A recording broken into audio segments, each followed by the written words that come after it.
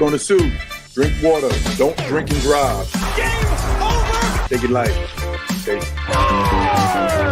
Now you're more fluent. He's got three! Up, Bears.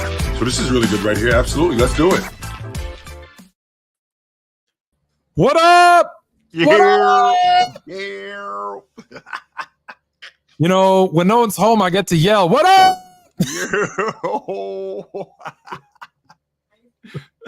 Somebody is listening to us with headphones on and they're like, shut the hell up, Fluent.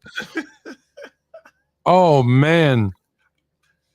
Wow, what a day. We have, what's up, man? How you doing? We didn't get to talk. We didn't, as you could tell, I'm late. Host, it's my fault. However, we didn't even get to talk. So let me start off by saying, what's up, man? How you doing? What up, Tony Tone? My man Tony Tone is he was running around a little bit today, but that's fine. You know, it happens. You know, I don't know if Miss Fluent. If Miss Fluent, no, just so you know, when you leave us alone at the house by ourselves, just so you know, the probability of the place going up in flames increases by 35%. It's not good. It's not good. You know, I hate to be that guy, but enough years have passed. Yeah. My parents took me to Greece when I was young, and I have two older brothers. They're a lot older than me. Yep. And the way our house was set up, it was a long, narrow lot, and there was our house, and there was like a long driveway that went into the back, and there was like, do you remember those old like wooden garages? Like it was like way in the back, right? The garage door that creaks open. It actually was this way, but yeah. Yeah. We came back from Greece, it was gone. It was not gone, Tone. Gone. Torn down. Gone. The hell? Gone. What happened to the garage? Leave them alone. Trouble. Oh my God. It's gone. For the future, ladies, do not leave me alone. No one said do it on purpose. It was not gone. leave me at home by my. I'm telling you, the probability of the place going up in flames increases by at least 35%. Just so you know. So you know, it's been hectic, and normally you and I get to talk pre-show. We did not. I shocked the hell out of someone the other day. We were doing 6 Degrees North. We do Jalen Carter and I do Sunday nights at 10, and we had surprise guest Ticket jumped on. Lamont from FYF jumped on. So as you can imagine, it got a little intense. But we were talking about something else, and I was like, it's not like us, meaning the people that were on that show, where we come on and we talk. I go, we talk on a regular. We don't just show up on Tuesdays and be like, hey, and talk sports. I go, we're family. I go, my kids call you Uncle Chill, like. And he was like, oh, Jillen's like, oh, I didn't know that. I was like, yeah, like when I go to Florida, we hang out, like we're like that. And he was like, oh, I had no idea. I said, yeah. Okay, first of all, Jalen, Tone and I have been doing this podcast thing for going on this September be 3 years now. 3 years. And we talk at least twice a week, or at minimum. I talk to you more than my mother. Every time you say at the end of the show, call your mother, I'm like, yeah, right. I'm sorry, I forgot. Your mom, what up? Yeah, me and Tone talk at least at minimum. We talk twice a week, and a lot of times don't forget talk about the show. Yeah, we don't even talk about the show. We talk about other stuff, man.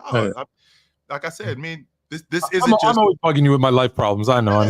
Me and Tone didn't just so you guys are clear. We didn't just show up, and this is just a job where we do this once a week. Yeah. And, all right, I'll get with you next Monday or next Tuesday, and we'll no. I'm a part of Tone life. He's a part of mine. We have a lot to talk about, and for those that saw the title of the show, I got an inside. I think this is like my first breaking story, because the title isn't just something like I made up to get people to watch and people to click. Like there's an article that is coming out in a couple of days. And I have it. I got to read it. And it's asking the question, did LeBron James tank the 2011 finals? And it's an interesting read. And do you want me to read? Before you read it, Tone, is it more interesting than cooking the books in '88? I think it's more believable than cooking the books in '88. Because here's the thing. I don't want to go into the cooking the books in the 8, but just quickly, Mm-hmm. if you just look at Jordan's road stocks, steals and blocks, Mm-hmm. just his road stocks from that season, Right. they are higher than 9 out of the 12 perimeter players total stocks that won Defensive Player of the Year awards. And this is on the road. This ain't at home where the books get more. Just on the road are better than the other players' totals. Right. So even if, again, we were not here to talk about that, but even if they were booked here, I think I actually have it handy. Mm-hmm. Even if they were, which listen, I totally think that that home teams give their star players extra stats all the time. Mm-hmm. But let's be honest, it wasn't that different from the year before and the year after. So they might have been doing it all the time, but Mm-hmm. I would say it wasn't just that year. if okay, here. So Jordan's road stocks that season. Yep. Jordan's just on the road. Actually, sorry, these are all of his road stocks. 139, 164. This is every season from 84 to 85. Yep. 139, 164, 141, 142, 120, 132. So that's from 84, 85 to 90, 91. Okay. Right. That's just on the road. Just on the road. So basically an average of about 140, let's call it. Right. Sidney Moncrief, total 129, the year he won Deep Boy. So not close. Not close.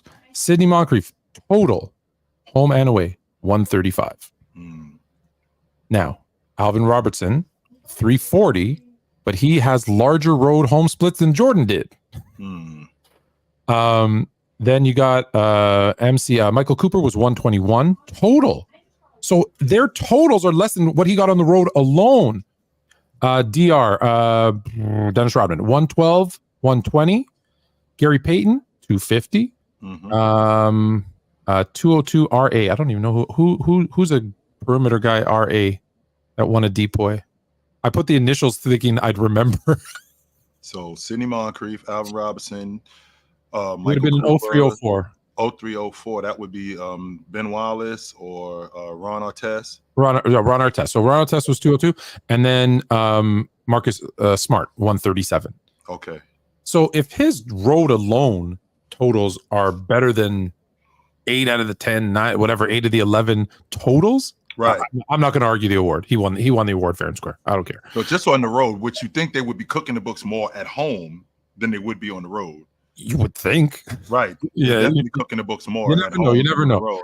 So I'm not going to read the whole article because I can't because it hasn't come out yet, but I got an advanced copy, which I thought was really cool. Like, there's those moments, like when certain things happen and you're like, oh, it's kind of, it's a little, a little extra love, when I, this, occasionally you get, you're down at a game and you get to go kind of sit on the floor. When I go to the Globetrotters, and I got to shout out my guy Cheese, brings me into the kind of VIP onto the court, it's kind of nice. It's kind of nice. It's kind of like being on a plane and getting moved up to first class. Yeah, it's kind of nice. Yeah. So I got this early. So here's I'm just going to read a little excerpt of it. Right. And he said, was playing. Okay. To the casual observer, LeBron's performance was simply a choke job, a failure of nerve on the grandest stage. But what if it wasn't? What if LeBron's lackluster performance was a calculated move to protect his legacy? Protected? In what way are we protecting? Because if he goes to Miami, right, and they win in the NBA final, and Dwyane Wade is the finals MVP, and that's his first championship, and if someone else wins the finals MVP, sure. Wow. For a guy who knows his legacy, understand. Right. I'm not saying this is true. I'm just saying this is the article that's coming out. Right. I got an advanced copy, and I thought, me, I love conspiracies. Sure. Birds aren't real. The earth is flat. Right. Water ain't wet. I love it all. Chamberlain never existed. Chamberlain never scored 100. We never landed on the moon. Anyone who comes to me with a conspiracy, I will listen. Right. And so I read the article, and it brings up some good points. And then I went and I looked, and I said, okay, if I look at game one, mm-hmm. Wade and LeBron. Now, you and I have said this many times before. They went to that team. It was Dwyane Wade's team. LeBron took the back seat, and we said prior to this, that's why we think they lost, because the next year, LeBron comes back more assertive, is the best version of himself. They win, and he becomes like the pinnacle of excellence, right? And the greatest player in basketball. So when I got this, I was like, I like, you know me, conspiracy, let's read it. So I read it all. I'm like, cool, this is good. And then I said, okay, let me go back and look at a couple of the games. And so I said, okay, game 1, they play pretty even. Game 2. This is James and Wade, by the way. Yeah, James and Wade. Okay.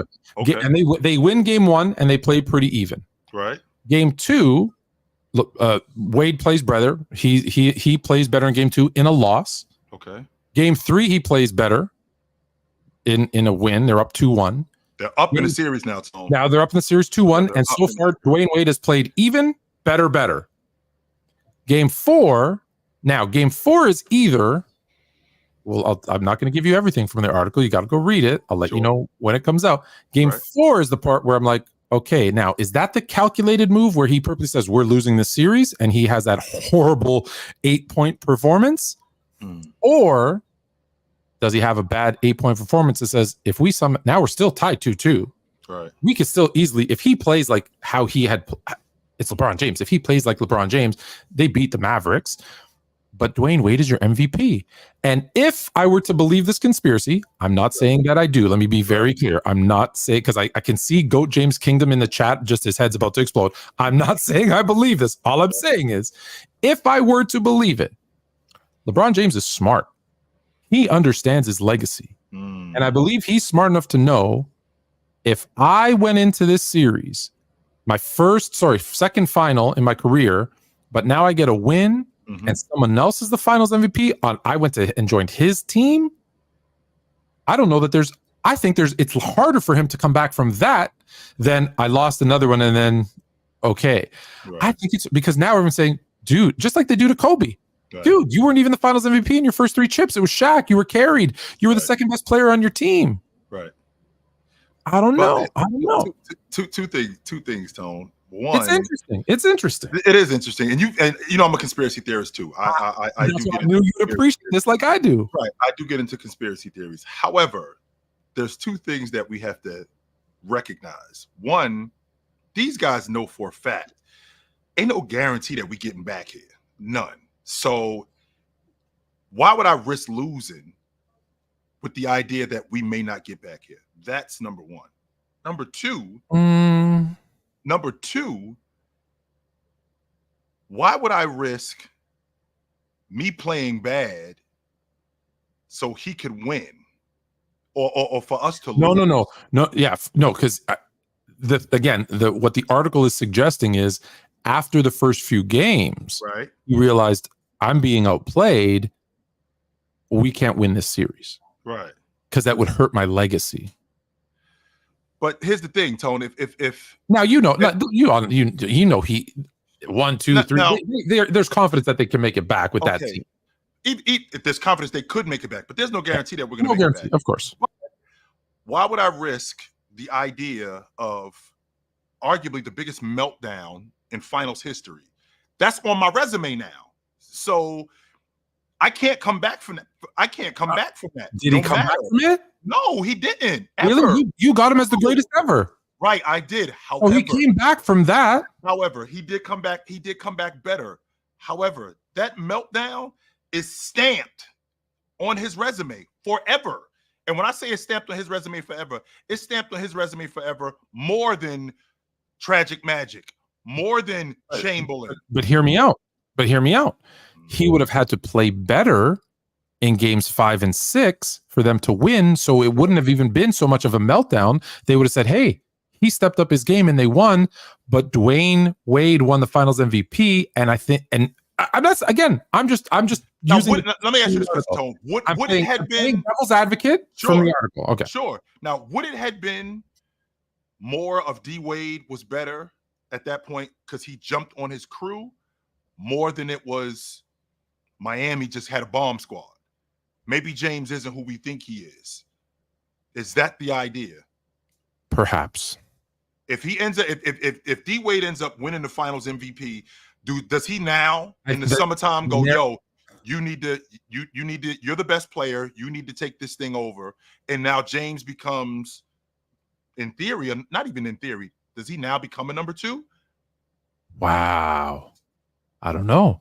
Or is it, hey, you're getting older, you're starting to get hurt. Now transition the team over to me. Right. Like maybe the same thing happens, and then LeBron wins the next 2 Finals MVPs as they go for a 3-peat.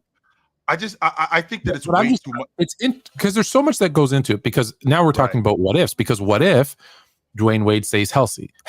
What if Bosh doesn't get the blood clots? What if now they've won 4 in a row? Well, now LeBron doesn't opt out after year 4 because he had a 6-year contract. A lot of people forget that he can't leave. He can't leave, right? So he doesn't opt out of his 6-year contract. He stays.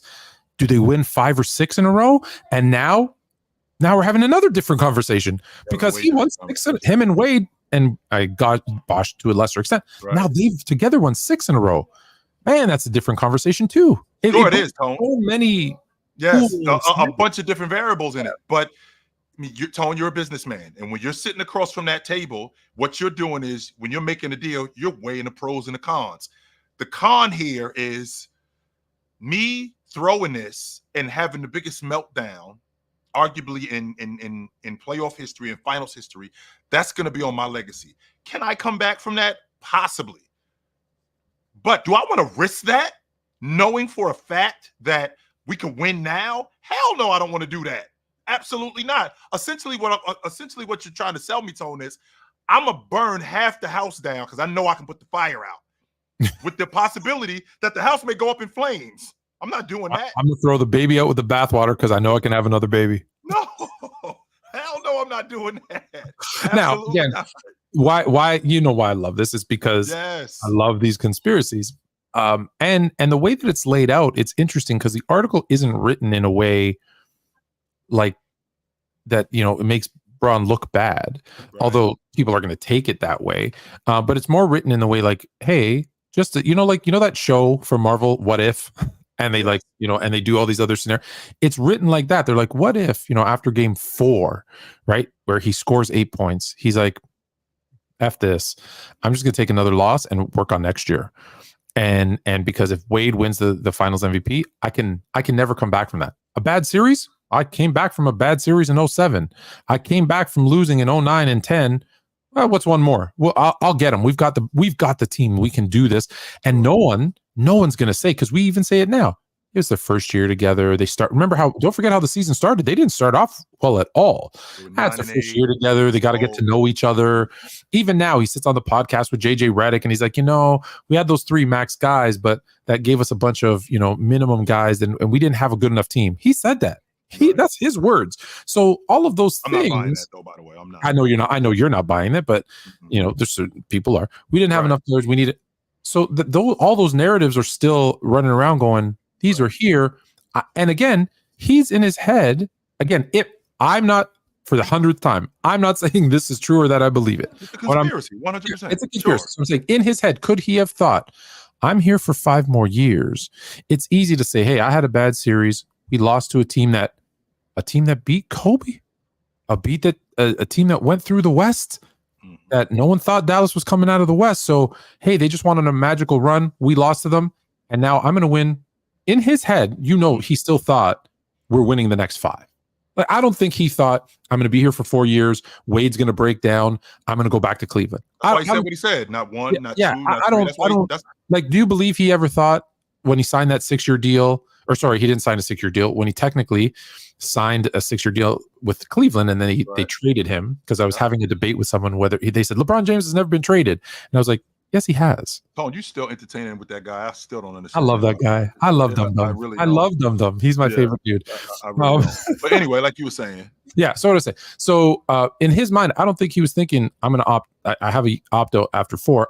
I don't think he was thinking, I'm going to opt out after 4 and go somewhere else or go back to Cleveland. I truly believe he thought him and Wade and Bosh, maybe again to a lesser extent, we're going to be together for the full 6 years and they're going to win at least 4, at least 5. So he's like, hey, the first one, there's built-in excuses. It's our first year together.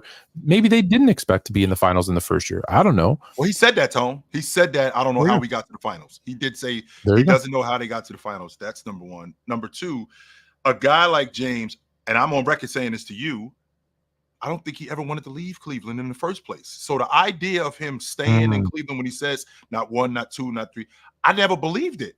I never thought he wanted to go back.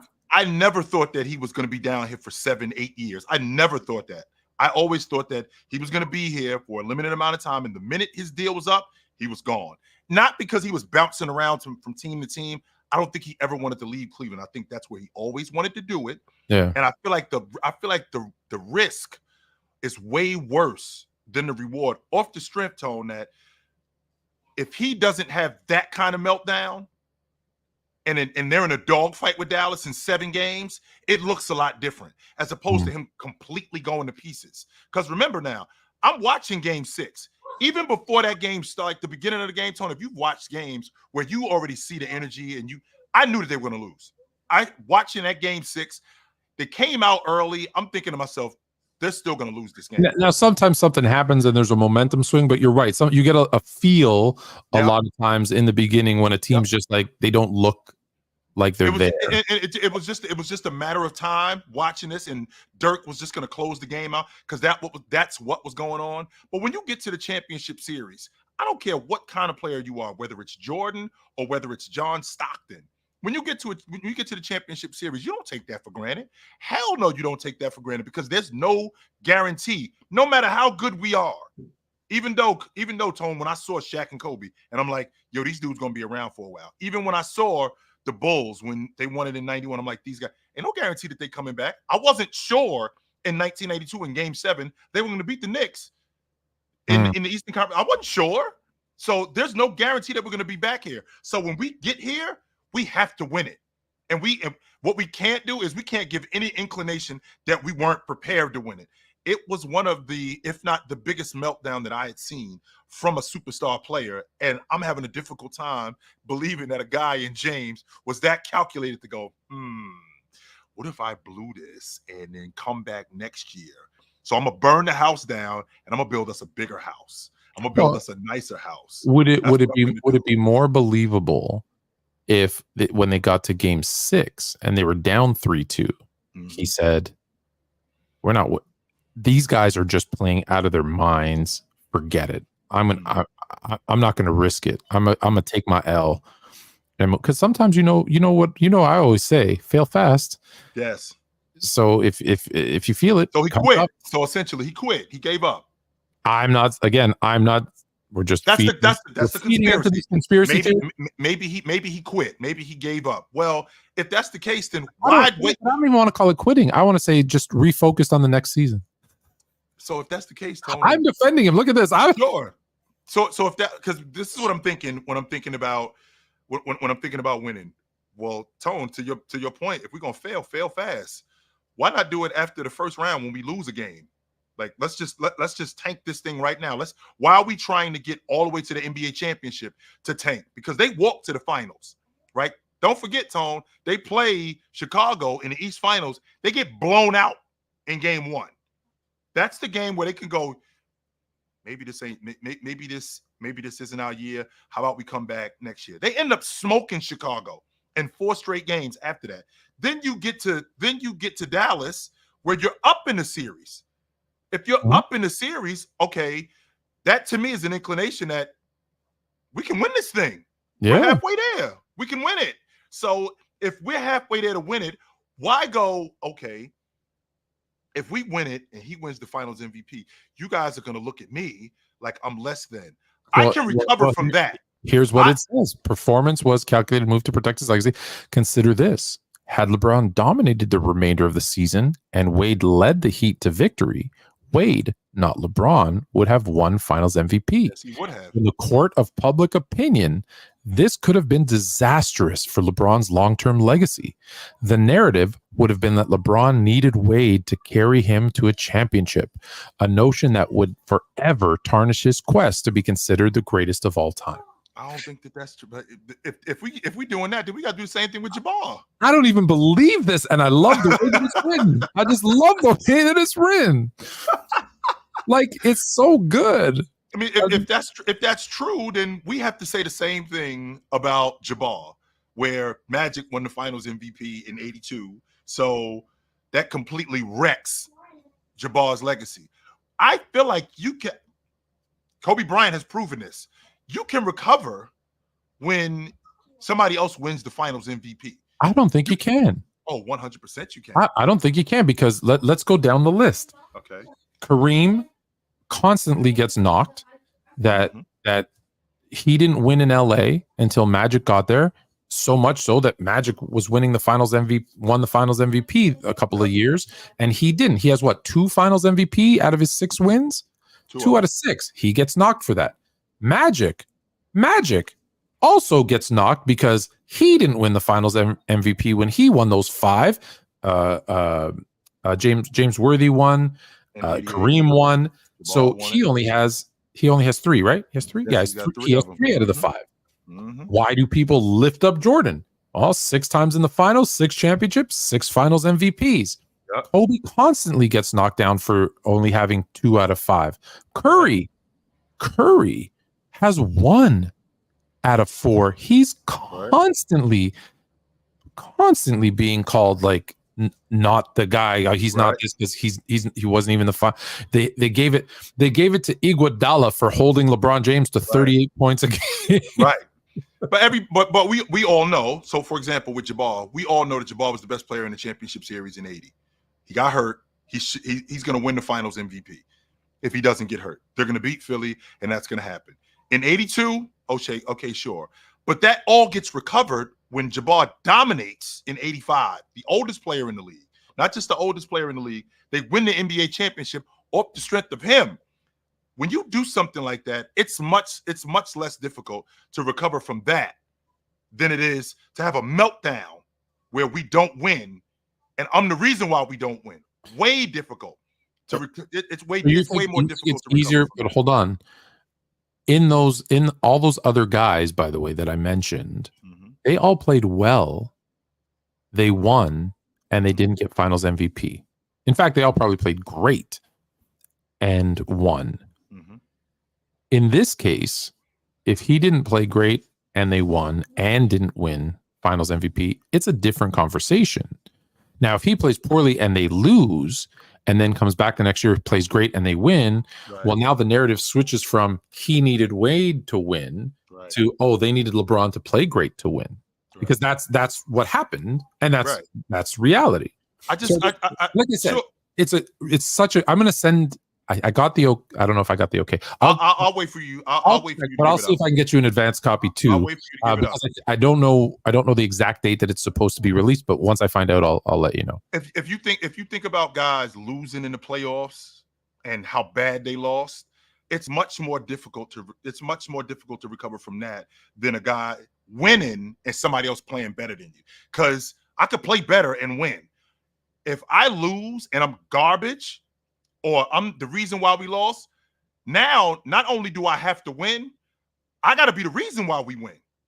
So if we end up winning it again, because by the way, Tone, if next season in 2012, when they play against Oklahoma City, well, who's the overwhelming favorite? It's probably going to be the Heat.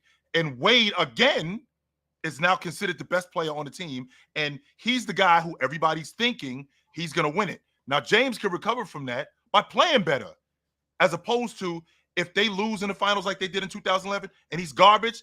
Now it's the logic. Well, can we win it? Are we ever going to be able to win it? This might be a mistake. We 100%. This was a problem. Maybe we shouldn't have done this. We should not have gotten together. Maybe we should have made this is probably not going to be for long, as opposed to if we won it, okay, next year, or maybe even a year after that, right? So maybe even a year after that, I can recover from that. But if I'm terrible like he was, and Tone, you know I'm on record saying this, I have no explanation for how James played as bad as he did. Now, I do know Dallas had a damn good defense. They threw way different looks at him. James was much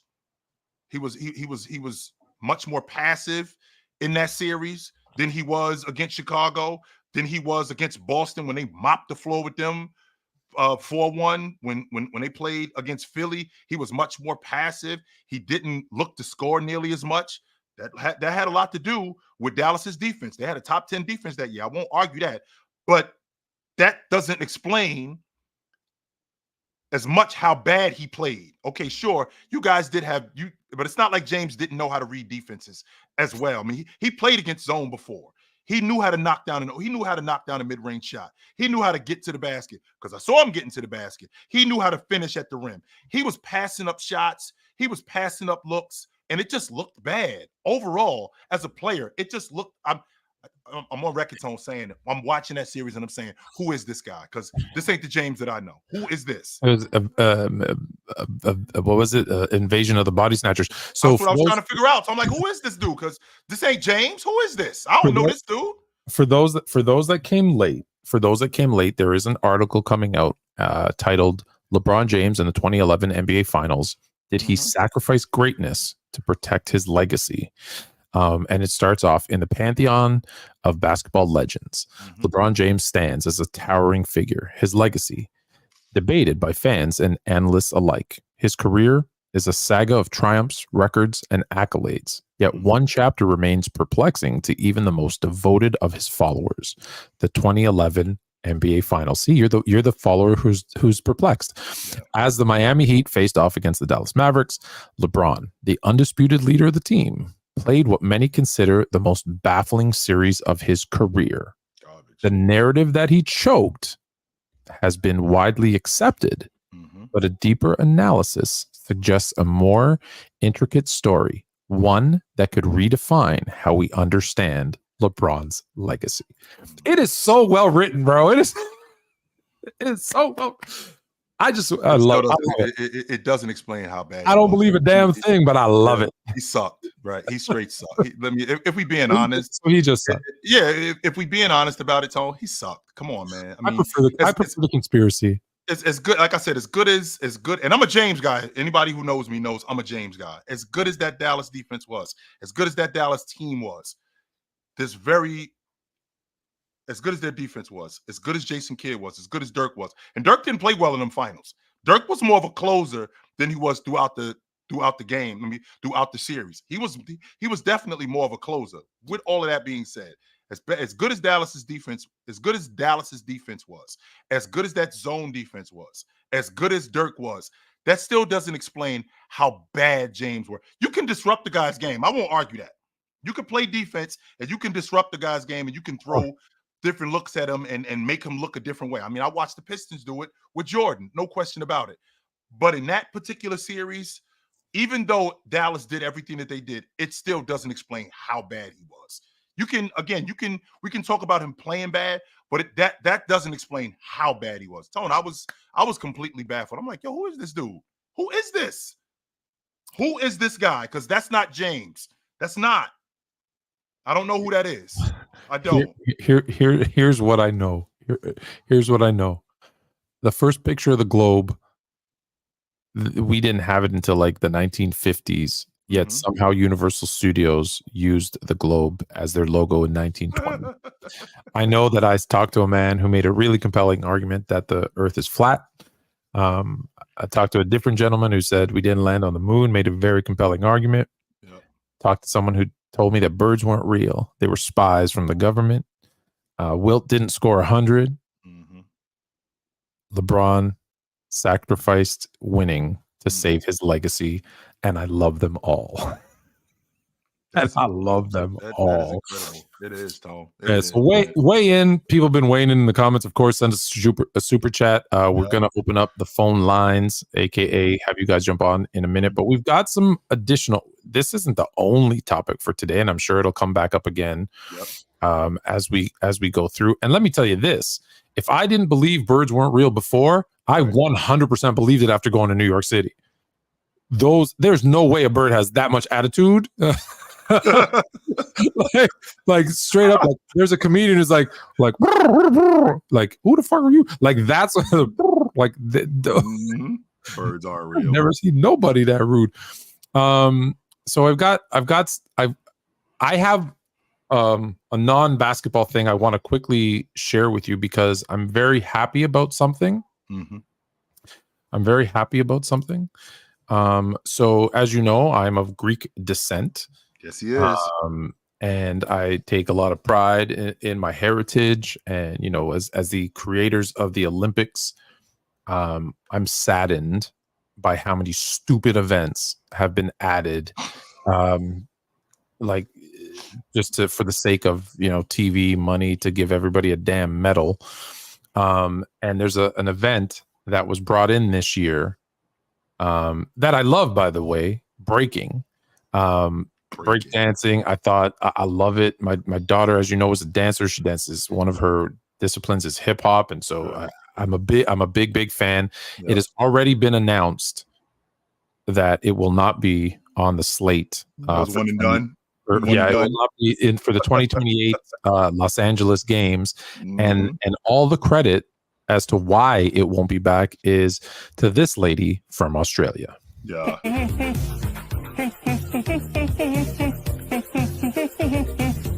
What?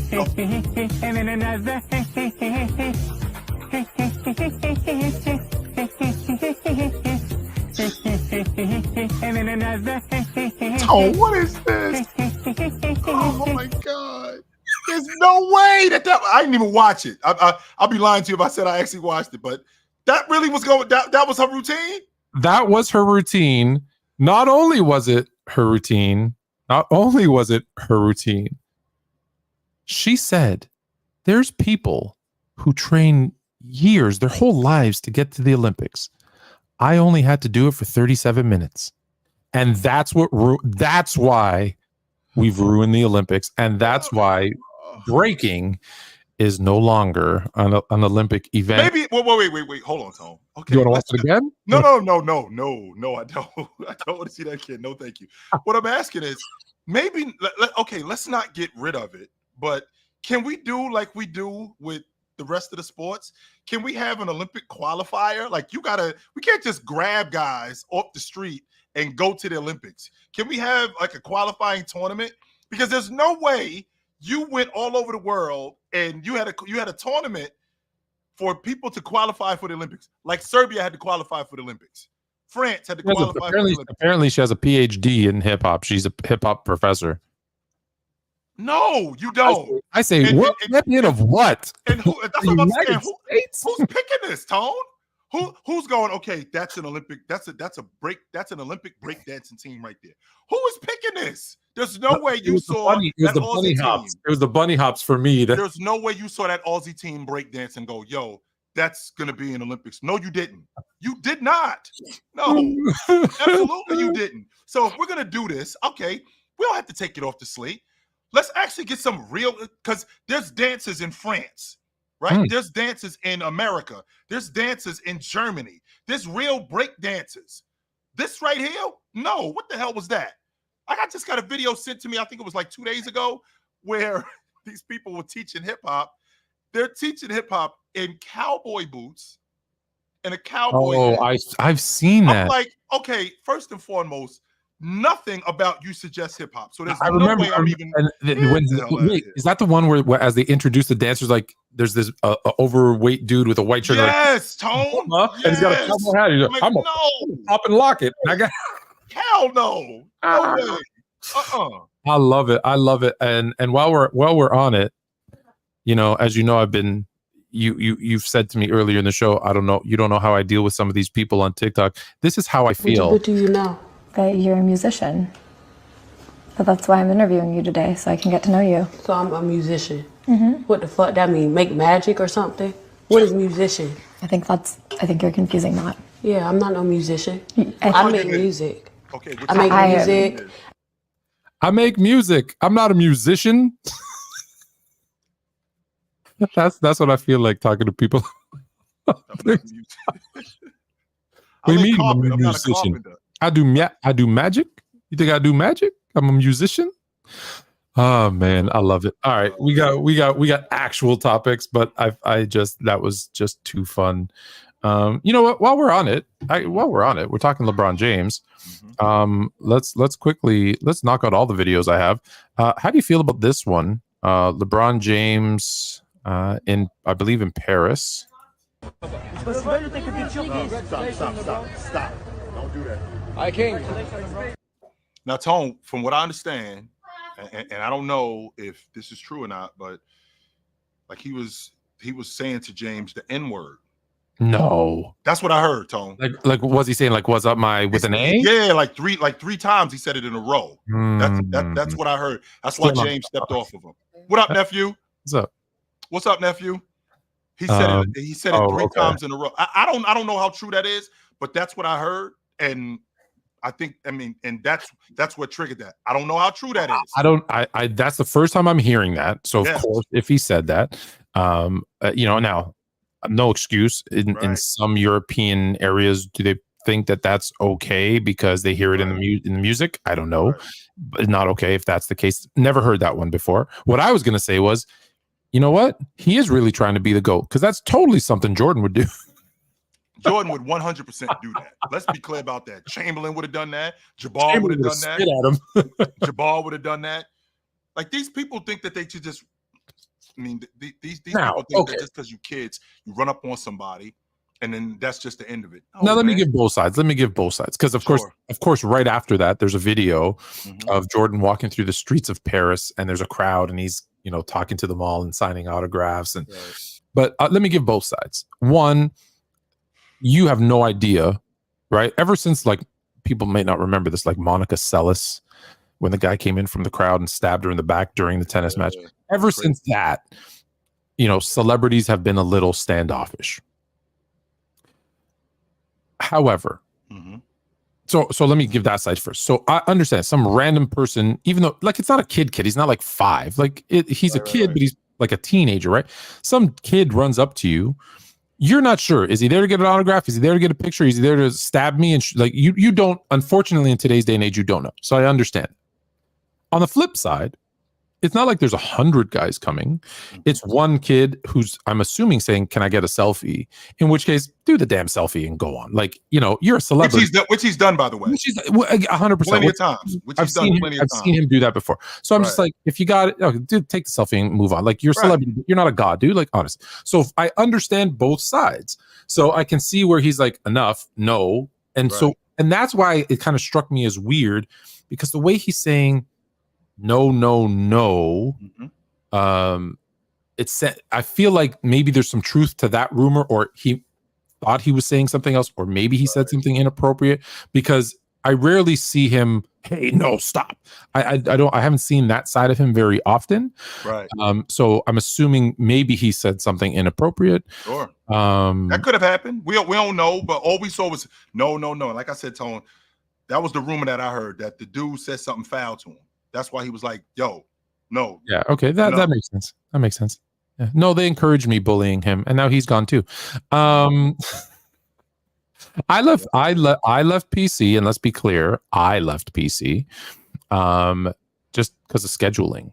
The times that you guys do the panel, I couldn't do, and there's really no big conspiracy. Everyone keeps asking, like, because there's a lot of drama at PC. I know you're not necessarily part of it, but there's guys who are making a living off doing shows. Did you ever watch The Walking Dead? Yes. Do you know how they created the show after, called The Talking Dead, where they would talk about the episode that just happened? I never saw that. You never saw it? Okay, so right after The Walking Dead, they'd have The Talking Dead. And I feel like there's a bunch of guys making a living now off, here's all the drama happening at PC, and then they just go and talk about it. Right. There was no drama. There was no drama. Obviously, Chill and I are still cool. Ron and I are still cool. J-Rob. I don't want to forget anybody. Bama. Mars still. You'll see Mars still commenting on my stuff on TikTok. And I, tell him about his mom's attic, which lets you know that we're friends. Because if I didn't like him, I wouldn't make fun of him. Yeah. So all of those guys, like Shaq and I still, because he plays for my favorite team in Greece. So I'm always hoping the best for Shaq. Now, I could care less about his brother, but other than that, we're all cool. So no, I just left because of scheduling. So yeah, that should hopefully cup that up. Oh, someone's getting banned. You banning people? We got moderators in here banning people? Okay. That's what we got. We got moderators. That's what we got. We got moderators. That's what they're there for. So do what else? Oh, okay. Topics. Your topic is one of my favorites. Because you want to talk about, because especially now after winning gold, Mhm. And as some people said, we got to talk about this too quickly.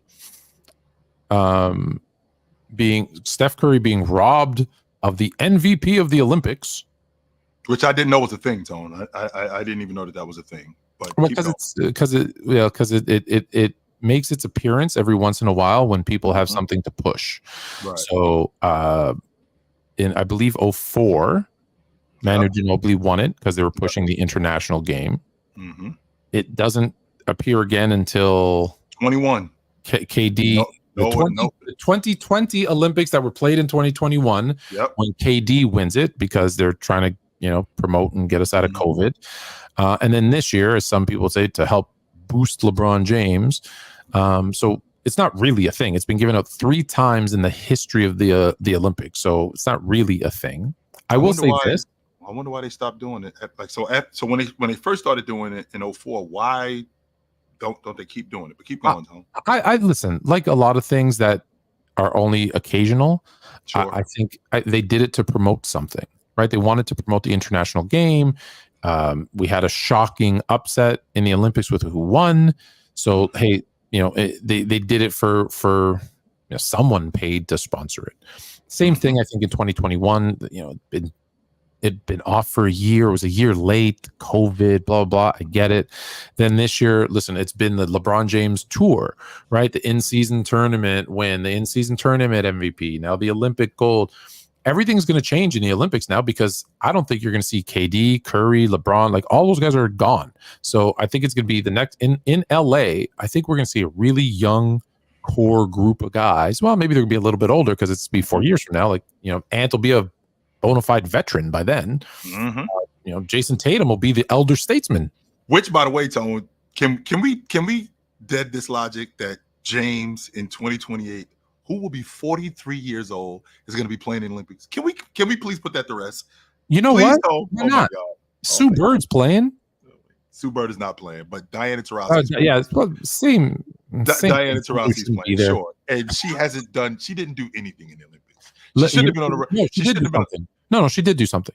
She did do something. She used her pull and her power to ruin an incredible opportunity to grow the women's game. She shouldn't have been on the crew. I know. I'm sorry. I need to me. Sometimes I got to squirrel. Okay. The women's game is on the precipice of either completely tanking and going bankrupt because they're throwing a bunch of money at it, or exploding. In 1992, someone will argue, well, Team USA had lost once or twice, however, whatever, and they needed to send, and everybody else was sending professionals, so they sent professionals to bring the gold back to the good old US of A. As someone's, not mine, because mine didn't speak English, but as someone's grandfather would say, that's a bunch of malarkey. They sent Team USA over there to do photo shoots, to dominate, do photo shoots, sign autographs, and grow the game internationally because they knew at the time, please don't forget, baseball, football, all bigger than basketball. Mm-hmm. And they knew their opportunity was to grow the game internationally because baseball was baseball. It's the national pastime, et cetera, et cetera. Maybe there's no way of doing anything there. But football was national. There's no teams really outside of, no one really plays American rules football outside of the U.S. Mm-hmm. So how do we grow basketball? The vision of David Stern, man, grow it. So they sent all the best players, and look what happened. I'm telling you right now, there is no Nikola Jokic. There is no Giannis Antetokounmpo. There is no Luka Doncic. None of these guys happen if it's not for the dream team going there and now kids giving up soccer, giving up whatever things, or only thinking, hey, my life is here and I'm going to play for my national team. I'm going to play in Europe, because those guys had great lives and careers staying there. Right, versus going to countries that they don't speak the language of. So, what the women's game missed was an opportunity, because you're going to dominate. Have they ever lost? No, is the answer. 60 straight, I think we're at now. Last time they lost was in '92. And they lost one game. There you go. So you send the Larry Bird and the Magic Johnson of the WNBA right now. You send both of them because I guarantee you no one's going to miss Diana Taurasi. No offense. No one's going to miss Brittany Griner because she's more controversial than good at this point in her career. You said Angel Reese. You send Caitlin Clark. Because guess, I don't know if you know this. Do you know who the lowest viewed women's basketball team was in the Olympics this year? USA. They should be the highest. They're like UConn. Remember when the UConn women were dominating college? Everybody loved watching them. You had an opportunity. Yeah. Are Caitlin Clark and Angel Reese the two best players that should have been on the team? No. Would they have made the ratings through the roof? These two bitter rivals that hate each other and blah, blah, blah, playing together on the same team, especially the way we saw them play together in the All-Stars that beat the Olympic team, by the way. They missed such a huge opportunity to do something globally because of their egos. And that's a damn shame. And I think she's part of the reason because she's got some pull. And look, at her age, now bring it back at her age, she probably deserves some of that. But she was thinking of herself. She wasn't thinking of the team or of the growth of the sport. So shame on her. That being said, LeBron James in his hometown with his son, both sons on the team. Come on. No way. Come on, man. Come on. We're going to put both Jameses, all three of the Jameses are on the Olympic team in 2028 in Los Angeles. Yes, they could all carry the flag together. They could be on the James lineup. We got to find two other guys with the James last name and just let's go.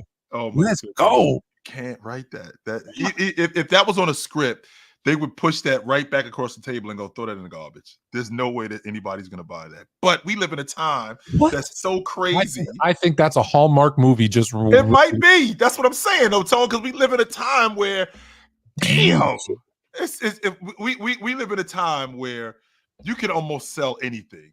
And I'm just having a difficult time with James at 43 years old being an Olympian. I don't think he wants to do it.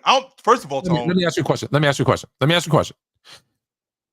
You're sitting there watching Olympic basketball, and they put in a lineup. Yep. And it's Bronny, Bryce, and Braun. Oh my God. And Braun's throwing, and Bryce gets. Hold on, Bronny gets the steal because he's the defender. Bronny gets the steal, throws it up to Braun. Braun with the loop to Bryce for the dunk. You're not going. That was special. Come on.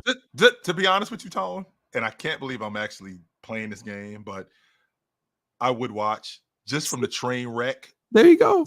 Just from the train wreck effect. That, I mean, 40. You already see the snow on his face. It's going to be even worse in 4 years. So he's really going to look like in 4 years.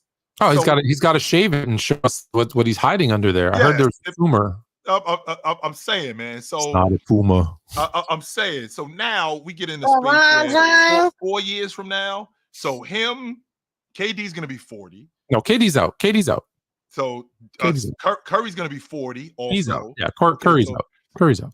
There's like, James, why are you still here? What are you still doing here, baby? Chasing ghosts. Oh my goodness. What are you doing, my man? What's happening right now? Why are you here? There's no reason for you to still be here. None. Go sit your ass down, man. Please do. All right. All right, let's snap back. What we're supposed to be talking about is Curry versus Magic. Mm-hmm. And before we get into this, let me quickly say, if there is an MVP for the Olympics, and it has to be from the gold medal team, it is LeBron James. So I had this debate with Ticket and Lamont, and they both thought it should be Curry because of the way he played in the last two games. But at the end of the day, it's the whole tournament. That's how they select it. And the guy was second in points, on his team, second in points, second in steals, first in rebounds, first in assists, first in field goal percentage, first in minutes. So if that's a finals series, that person who did all of those things is getting the MVP every single time and twice on Sunday. So I believe if you are going to give an MVP, which I don't think you should, but if you should, it goes to him. Right. That being said, Curry or Magic has now become, because he wins the gold medal, a lot of people said he should have won the MVP. So now, of course, everyone's saying, and I saw your TikTok on this. Well, if now you got to believe that he's the GOAT point guard, right? And you said it very well. You're like, no, you either believed it already, and now you're using this to try and get other people to believe it. Because why would these guys go in with an all-star team that should have won, that should have dominated and did? Why does that change anything? In a week, Tone, like we weren't having this conversation like this a week ago. So before the semifinals and the finals, to your point, when you talked about James, he's leading the team in minutes, he's leading the team in he's second in the team in scoring. Curry was shooting 30%. I think he was shooting 32% from the floor, and he was shooting under 30% on the long ball, which is his specialty. That's what was going on with him. So with that being said, if you already felt like this, of him being that, you weren't saying that a week ago. Now when you see him in these last 2 games, this stamps it for you. Well, why does this stamp it for you? If you already felt like that, then that should have been it. It shouldn't have been these last 2 games in the Olympics. I think that him getting this Olympic gold medal, I do think that it adds to the legacy, and I do think that it gives Steph Curry more credibility, because I think we had this conversation earlier, Tone. I think Curry is now one of 9 guys that has a league MVP, an NBA championship, a finals MVP, and a gold medal. I think he's one of 9 guys to be able to do that. So with that being said, this adds to the legacy of who he is. Why he has to be better or the best point guard of all time, that's a you thing. Again, I don't think that he's better than Magic. I watch him. I see his production. I see what he does on the ball. I see what he does off the ball. I see how he handles offenses. I see how he orchestrates offenses. I see how he play makes. I see how he distributes. I see what he looks like on the defensive end. And I compare that to Magic Johnson. And he is not better than Magic. Let me start off by saying, I don't know how much weight I put into gold medals when it's Team USA that wins them. Yep. And I'm sorry if that sounds any way, but I think if another team wins it, it holds more weight than, I've said this before. No one's been able to do this. Give me 3 guys on any other team that can make this roster, and you can't. No one's been able to do it. Internationally, you're talking about? Yeah, any other team. Pick any international team and give me 3 guys on that team that can crack the Team USA roster. Bogdanovic can't do it for Serbia. Micic can't do it for Serbia. Joker can do it. That's it. That's one. Yeah. And we're talking about 3 guys. We're talking about 3 guys. Yeah. Not 3 guys total. We're talking about 3 guys from. Let's use Canada. Let's use Canada as an example because they have the most NBA talent, right? Right. With the exception of SGA, who else makes the Team USA?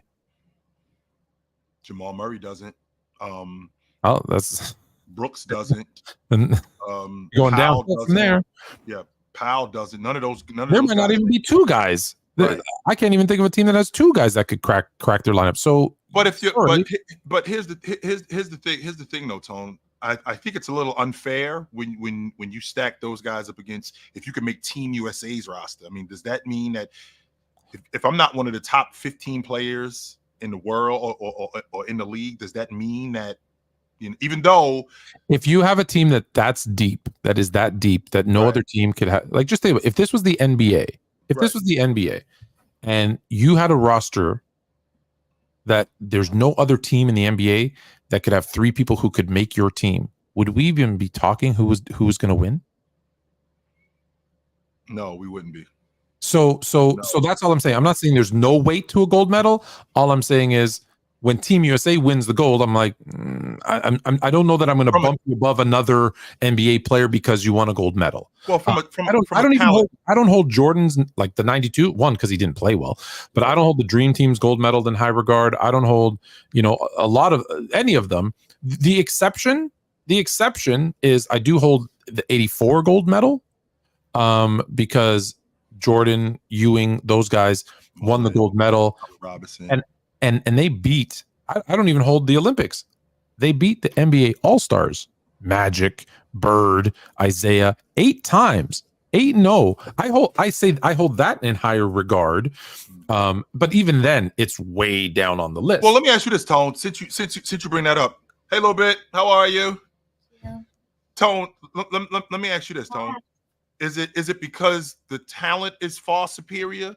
Because I don't feel like that's fair, because I still have to do my job for example, with Steph Curry. I mean, this is the first time he's played in the Olympics.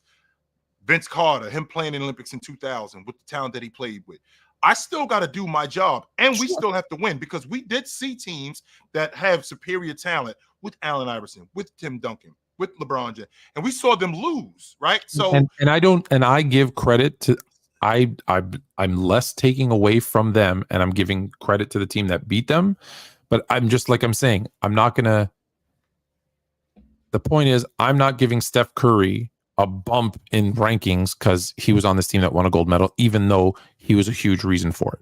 I think when you're I don't. Sure. That being said, let me before I say how I feel about him versus Magic, I want you to know in how high regard I hold Steph Curry. And the first part I don't think is even debatable at this point. Greatest shooter of all time, period. I'm not saying 3-point shooter, foul shooter, he is the greatest shooter in the history of basketball, period. End of discussion. Go debate with shooter tone or long ball shooter, or shooter just all the way around. Okay. Shooter. Okay. Greatest shooter. I want to make sure because when I see what he does from the mid range, when I see what he does even getting to the hoop, what I see he's a 91% free throw shooter, which I think is the best all time there too. He is just easily the greatest shooter of all time. Go debate a wall. I have him as the second greatest point guard of all time. Not only that, again, I'm showing you how high regard I have Steph Curry. I have him as the third best shooting guard of all time. So, because I argue with people all the time whether he's a point guard or a shooting guard, and depending on where you want to put him, he's second in point guard, he's third in shooting guard behind you know who, and Jordan and Kobe. I was looking for the button. Jordan and Kobe. All right. So that's how high regard I hold him in. However, with the exception of shooting, Magic does everything else better. He's a better playmaker. He's a better passer. He's a better, not by much, but he's just a better defender just because he's taller. He's a better. Now, the logic that I got with him being a better defender, Tone, was that the pushback that I got on that is Magic can't move his feet on the wing and he gets blown by. Right, and Curry can't stand his ground, and he gets beaten up and powered. So, like, if not that they would ever play 1-on-1, but Magic would just post him up, right? Bigger, because he's smaller and he can get overpowered. So, what Magic lacks in speed, Curry lacks in size. So, I think it's a lot easier now. Again, it also because of their eras, it's a lot easier to hide Magic in his era because I could put him on a power forward who's not, they weren't stretch fours really, right? I can put a 6'9", not fast. Now, let's be clear. He wasn't slow footed. People saw him in the late 90s when he came back and they're like, they saw the overweight, small forward, power forward version. The fat dude. Yeah. He could get up and down the court. He wasn't like when the short shorts, you could see his legs were skinny. Now, but was he fast? No, but I could put him on a on a power forward and hide him playing defense. Whereas in today's NBA, everybody's fast, everybody shoots. It's harder. It's harder, I think, for Steph Curry. You can attack him more. Again, some of that has to do with era. But when you're 6'9" and you're getting that many steals, like I think he has the same amount of steals as Curry. I think, again, it's not by much. Like if we're arguing defense, that's a terrible argument for either one. But he rebounds better. So he does everything else better. Right. And here's the interesting one, because I get this one a lot. Well, the gravity. What about the gravity? Well, here's the cool thing. Steph Curry, the gravity, he draws defenses to him, right? Do you know what Magic did? It was like reverse gravity. He forced you to stay on your man, because if you left, he'd hit him for a wide open dunk or layup. If you lost him for 1 second, he was going to hit him for a dunk or a layup. And guess what? Now everybody's playing 1-on-1. Well, you guys keep saying it's a lot easier if you just got one man to beat. You couldn't leave your man. So it's almost like it's reverse polarity, I believe they say. Tone, am I ridiculous? And I'm asking you this because I still stand on this logic. Am I ridiculous to think that I could be a better player than you, but you could be better at this specific job than I am. 100%. I think Steph Curry is a better player than John Stockton. I think John Stockton is a better league guard than Steph Curry. And I again, traditional point guard. Yes, I agree. I agree. Now, if I was starting a team, I'm taking Steph Curry over John Stockton. Right.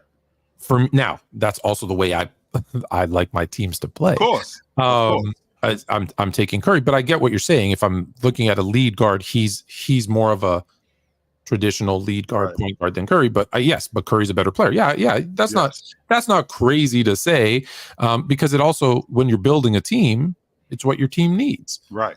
If I got a bunch of shooters and scorers and whatever, well, then I don't need another one. I need someone who's going to facilitate the offense. Right.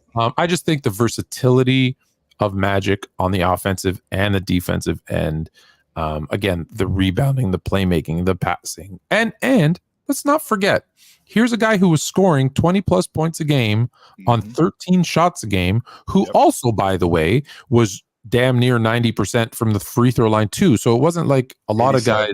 89. Yeah, I think one season was 90, 91% too. Yeah, so it's not like he was doing that. He was doing it, right? So, yes, like in today's NBA, he's guarding 3, 4s, and 5s. Yes. Now, what I also like to bring to the table, Tone, is you just mentioned Bryant and you just mentioned Jordan. And I think you and me had this conversation. So I want to refresh your memory about this. So with that being said, I'm just talking about backcourt players, Tone. I'm talking about the lead and the 2 guard. Okay. So I'm talking about guards. Yeah, guards in general. Yes. Just guards. Jordan, Magic, Bryant. That's as far as I'm going. I don't go further than that. I can't go further than that. And I'm talking Jerry West, Oscar Robertson, Stockton, imagine Isaiah Thomas. I'm thinking about all the great guards. The great guards. You know what people say, like, these guys couldn't play in the older generations? Mm-hmm.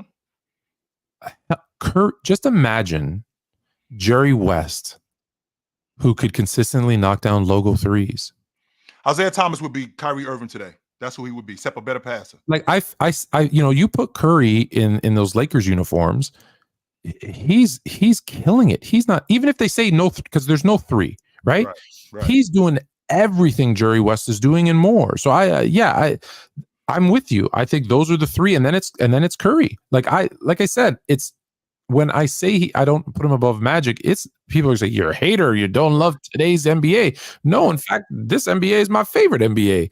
Right. In terms of basketball.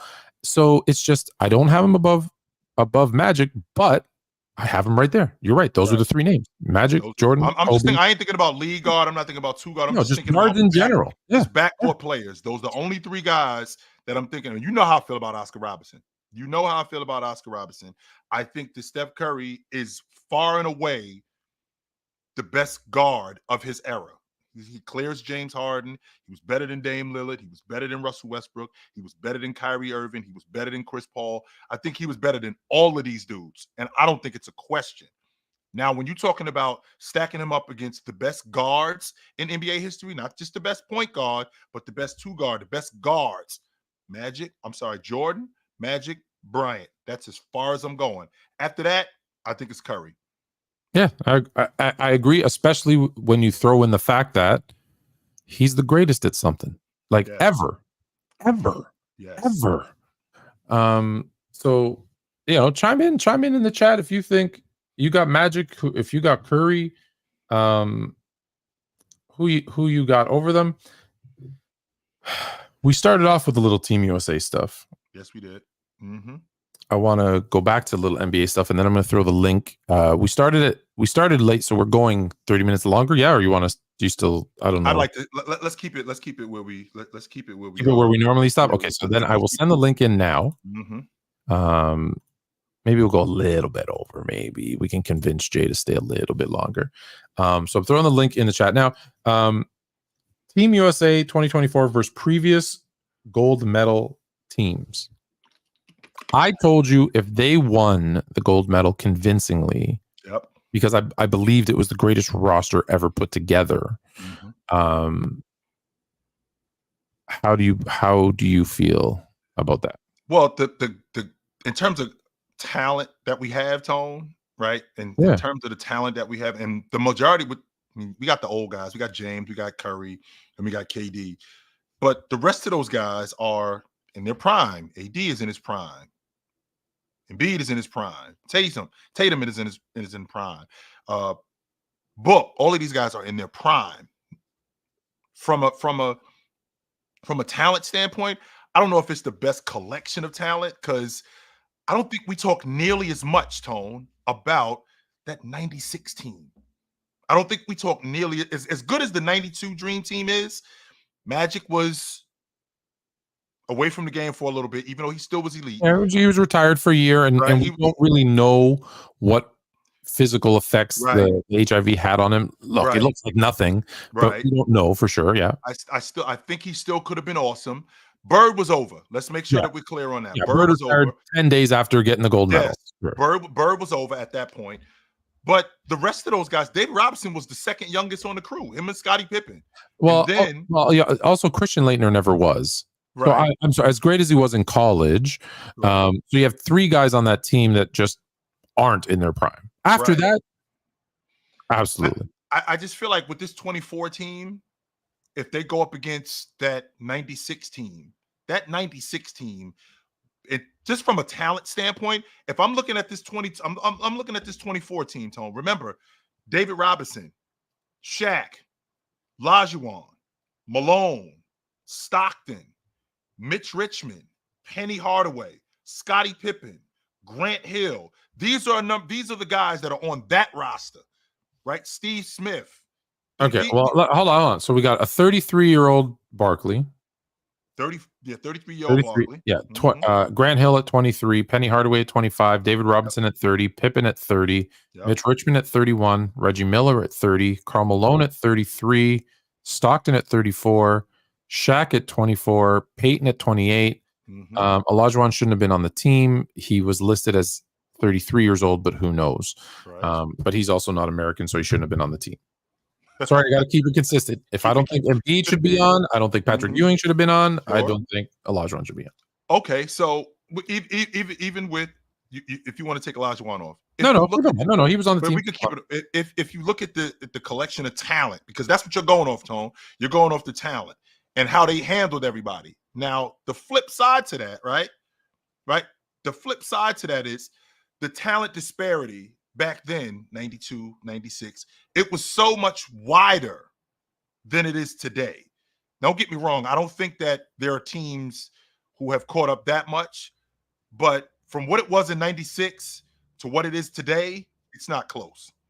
To be honest with you, I don't think it's close.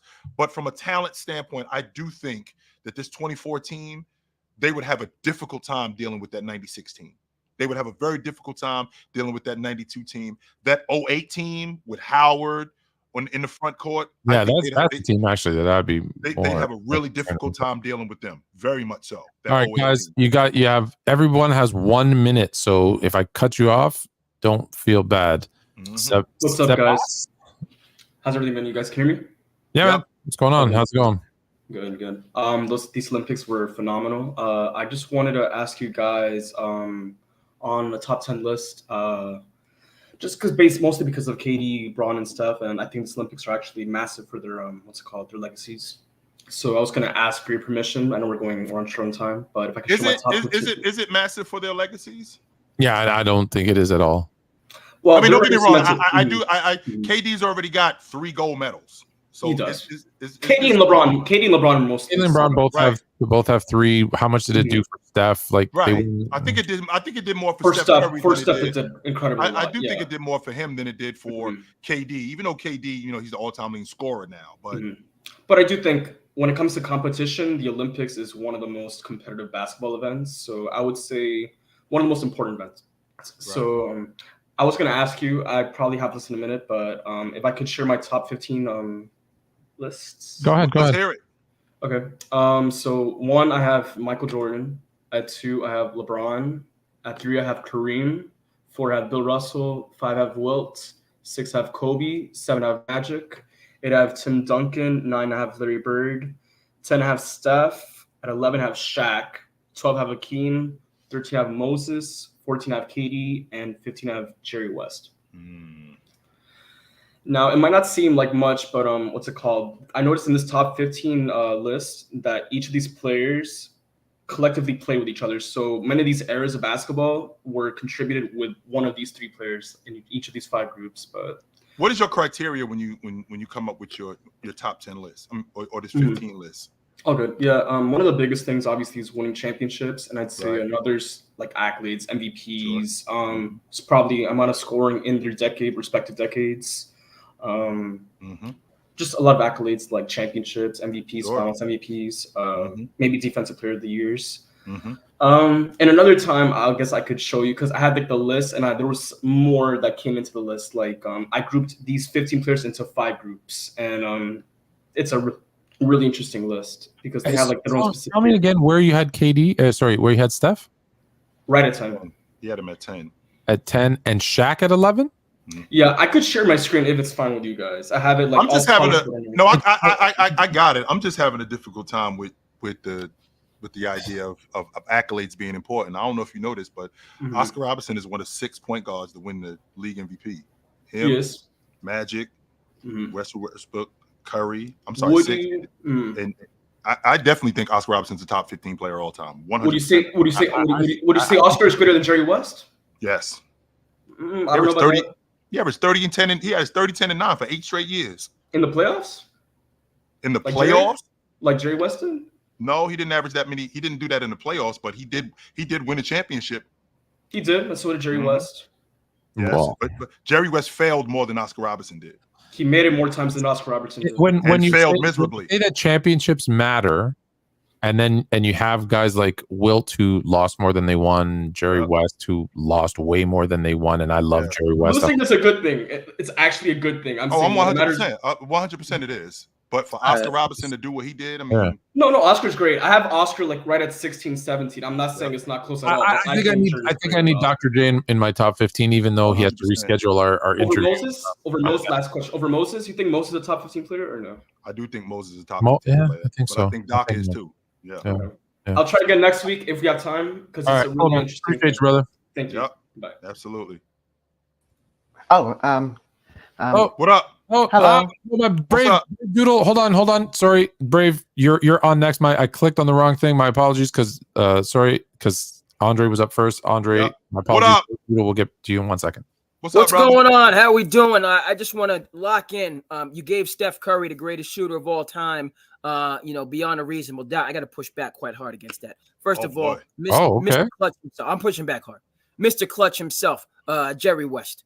Okay, never mind the shot from the free throw line. That's game, by the way. In today's game, the game was over. We're not going into overtime. Game's over.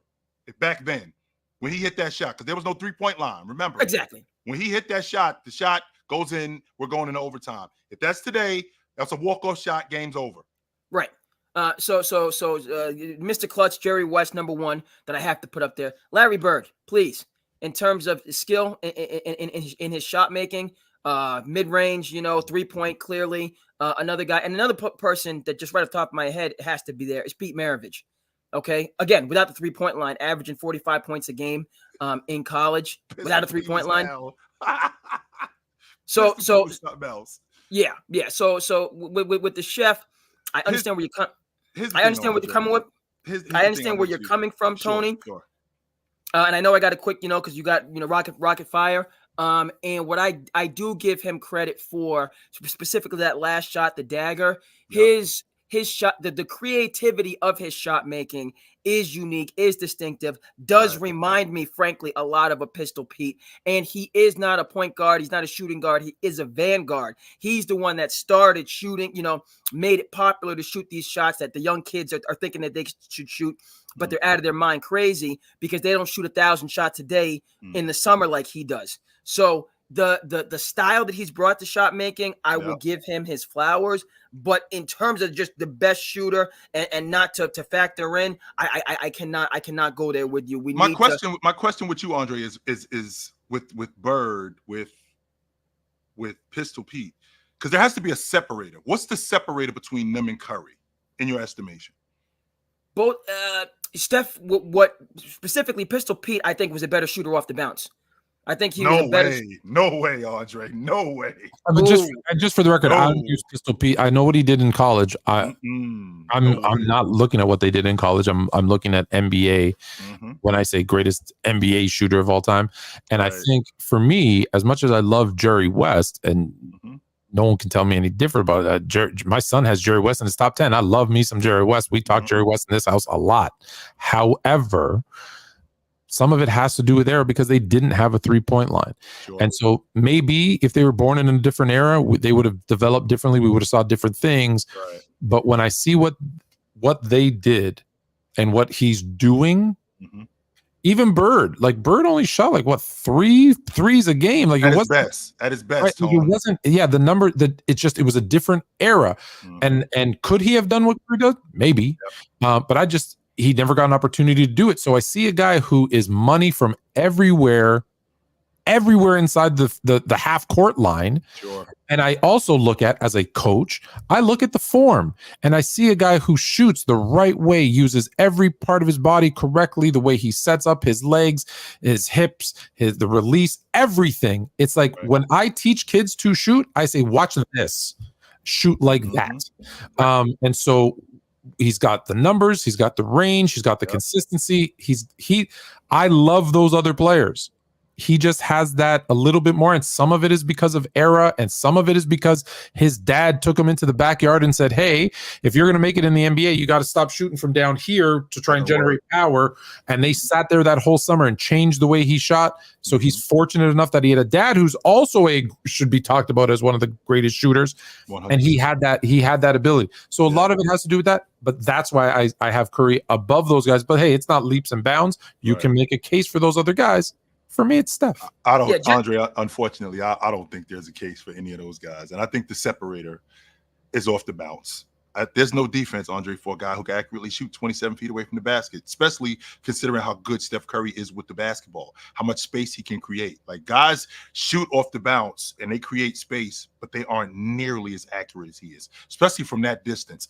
That, in my estimation, even though I think Ray Allen is the best catch and shoot guy, the fact that Curry can do that, I feel like that far and away exceeds anybody else. I just want to say he's such a good shooter. People, the conspiracy theorist says he got magnets in the ball. That's how good of a going on. Something, B.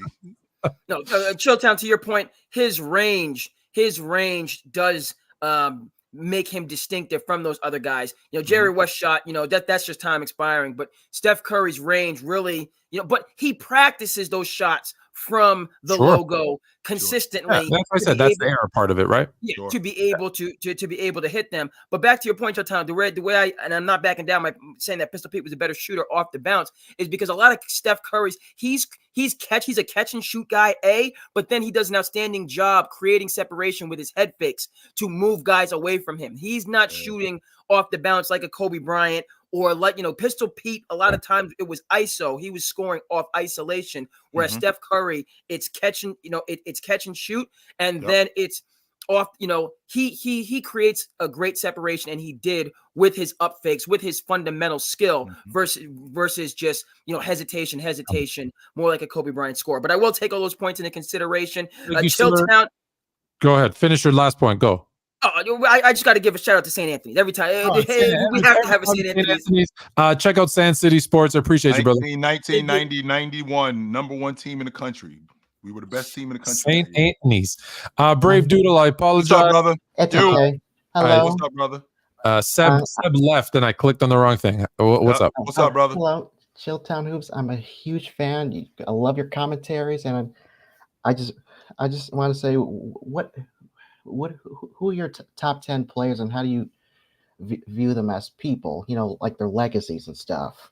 My top 10 players of all time. Well, first, let me let you know that the criteria is your game timeless? Did you dominate? In addition, did you dominate? Did you win? Was your game transcendent? And number 5, how impactful were you in society? When I come up with that criteria, it's James, Jordan, Jabbar, Chamberlain, Russell, Magic, Bird, Duncan, Olajuwon, Diesel.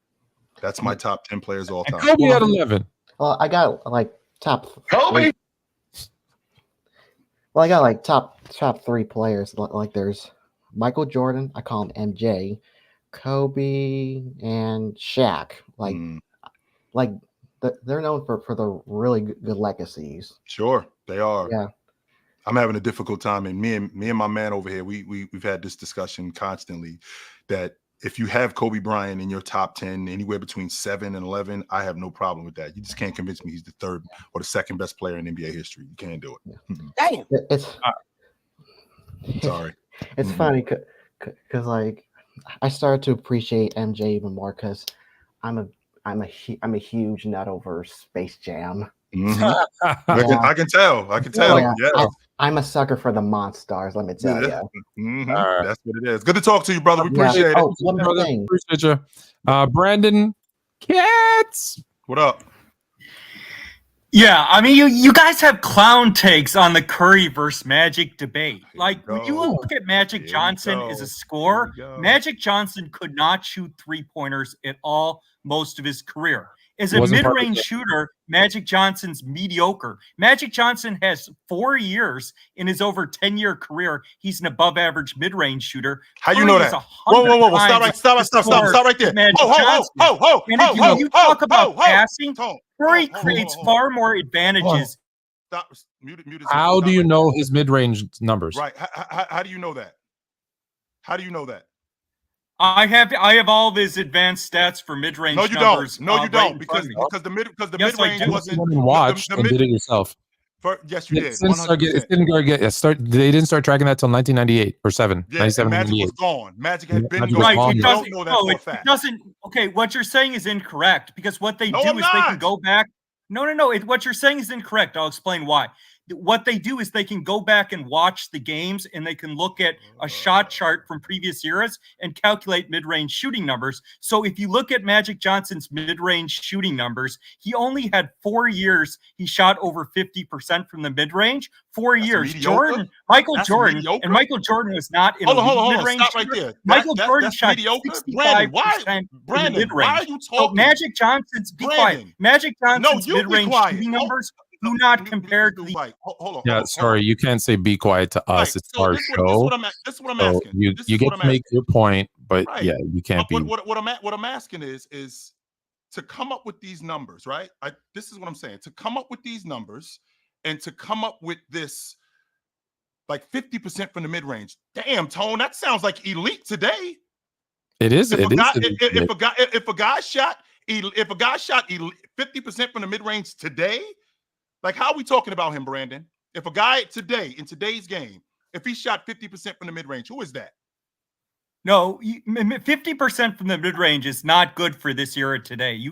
That's not how advanced stats work. Like, if you look at the two best mid-range shooters in the NBA today, Shea and Embiid, they both shoot far better than 50% in the mid-range. Just to put it in context, Michael Jordan's not as good of a mid-range shooter as Embiid and Shea or even as Devin Booker is. Michael Jordan shot 65% from the mid-range 1 year in the 80s. But here's the point I want to make, because the main separator that you guys have between Magic and let me finish my point. I'm just asking you a question. I'm just asking one question. Where do you get these numbers from, sir? They have all the advanced numbers for mid-range shooting. Made this up. That's what it sounds like. I'll put the website in the private chat. I used whatifsports.com, but for the mid-range numbers, what if? That means that's a hypothetical. It's just a tracking site. Like. But there are many sites that track mid-range shooting numbers for the NBA today. It's very easy to track. And the best mid-range shooters in the NBA today shoot far better than 50%. Far better. Again, Michael Jordan shot 65% from the mid-range in the 80s. But here's my point. So the only argument you guys have for Magic over Curry is his passing. And so my point is, when I look at passing and playmaking together. It's about creating advantages and open shots for other teammates. So Curry gets double teamed off the ball. He gets double teamed at half court. Nobody's even guarding Magic Johnson at the 3-point line. So Curry is creating far more open shots. Let me just finish my point. Let him go, Tone. Let him open shots and opportunities for other players than Magic. Please let him go. Hold on a second. Sorry. I'm sorry. Hold on a second. Because you brought it up twice. Sorry I had to kick you out. It's because we're having a conversation. We're not just listening. We're talking. So when I interrupt, you got to stop for a second. You've brought up 3-point shooting twice. In Magic's era, so for the first 7 years of his career, 6 years of career, as a team, the NBA averaged 2 or 3 3-pointers a game. It wasn't part of the game. So to try and say, well, that's a knock on his offensive game, no, it's not, because it wasn't something that was a part of the game. So I'll let you continue, but you can't keep saying three. Like, no one was shooting three. So him not being a great 3-point shooter really isn't, it's not a deterrent from his offense. I want to keep going. I want him to keep right, keep but going, you're Brandon. creating a red herring argument, because I'm not saying that Magic Johnson's not on Curry's level because he didn't shoot threes. I'm saying if you look at Magic Johnson, he's only an elite scorer as a post player in the paint. That's it. He's not an elite mid-range shooter. He's not an elite three-point shooter. He's only elite in the paint. That's it. He's not a 3-level scorer for most of his career. He wasn't a 2-level scorer. So Steph Curry's elite from 3-point. He's elite from the mid-range too, even though he's not as good from the mid-range as the best mid-range shooters in the NBA. So Steph Curry's doubled on and off the ball. He creates far more advantages in open shots for other players than Magic Johnson ever did. Magic Johnson in the half court, teams sagged off him. They went under screens. So when you say Magic's playmaking is better than Curry, and Curry has far better handles than Magic too, it's not remotely close. I mean, Curry's 6 inches shorter than Magic, and he had of course he had better handles. He's dribbling behind the back through his legs, shooting off the dribble. Magic couldn't come close to doing any of that. Magic Johnson is not even being guarded at the three-point line. Now, before you go any further, Steph Curry's being doubled off the ball. Steph Curry's creating far more open shots to advantage. Brandon, focus, Brandon. Focus. Magic can't play off the ball either. Okay, so since you just said, let's rewind for a second, because you just said that Magic shot 50% in the mid range. Meanwhile, you 4 years, only 4 years. Oh, okay. Okay. So let's just say, for the sake of argument, that's true. And then you said Jordan. I put the website in the private chat too. I'm not done. So you said that Jordan wasn't a good mid-range shooter, even though you said he shot 65%. No, I didn't say that. You 100%. I said Jordan is not an elite mid-range shooter. I didn't say he's not a good mid-range shooter. So in today's game, a guy shooting over 60% in the mid-range, what is that in your estimation? Yeah, no, 60% would be elite, but Jordan didn't do that every year. That's what he was doing. No, you it's just not. said that's what he was doing. The numbers. Magic Johnson never once. You just said Magic Johnson never once shot 60% in the mid-range. I ain't talking about Magic. No. We're not talking about Magic. You just said that Michael Jordan shot over 60% in the mid-range. You just said that. So because you just said one year, not every year. So what is elite in the mid-range in your estimation? No, what I said is that Michael Jordan had 1 year he shot 66% in the mid-range. So 1 year. What year was that? Jordan didn't shoot that every year. So what year was that he shot 66? What year? It was 1994. Okay, so he didn't play in 1994, just so you know. He was out. No, it was 9. Yes, he did. It was 94, 95. Jordan came back. He played. So he came back. What you're saying is 17 incorrect. games. Okay. Michael Jordan. He was not in the league in 94. He was not. I know far more about Michael Jordan than you do. You clearly don't. You clearly don't. Michael came back to the league in 1995. Michael Jordan played the final in March. 16 games in 94, right, 95. In March of 1995. And he played so the you playoffs. don't know what you're talking the Bulls about. Won the first round, and then they lost Orlando in the second round. Argument about Michael Steph Curry Jordan playing off the basketball. That's what you're doing. You're bringing up an argument about Steph Curry playing off the basketball. Meanwhile, we don't have 17. By the way, he actually played 17 games. But. Right, he played 17 games. Meanwhile, you don't bring up this argument about any other point guard playing off the basketball. You don't say this about Magic. You don't say this about Isaiah Thomas. The comparisons between Steph and Magic. You don't say this about We're not talking about other players. And the reason why we don't say this about any of these other guys is because point guards, lead guards don't play off the basketball. That's why they play with the basketball. Now, let's also talk about his handle. That's not true. That was true 20 years ago. That's not true in the NBA anymore. Handler. That's your logic. He was a far Steph better Curry had a far better. Steph Curry has Magic better handles than Magic Johnson. You just said that Magic never. Magic Johnson's 6'9". He's not handling like a 6'4" guard. That's absurd. Even though Tone, I'm 100% confident you saw Magic throwing the ball between his legs. Okay, so could Magic Johnson make a jump shot after dribbling between his legs and around his back? Could Magic Johnson shoot jump shots after he dribbled between his legs and around the back? No, he couldn't. Was Magic Johnson getting double teamed on and off the ball? No. Did Magic Johnson create spacing advantages or open shots for other players the way Curry did? Your whole argument Steph Curry's a far harder. Your whole argument, Brandon, is based on shots. That's it. That's your stance. And we agree. No, it's about advantage creating too.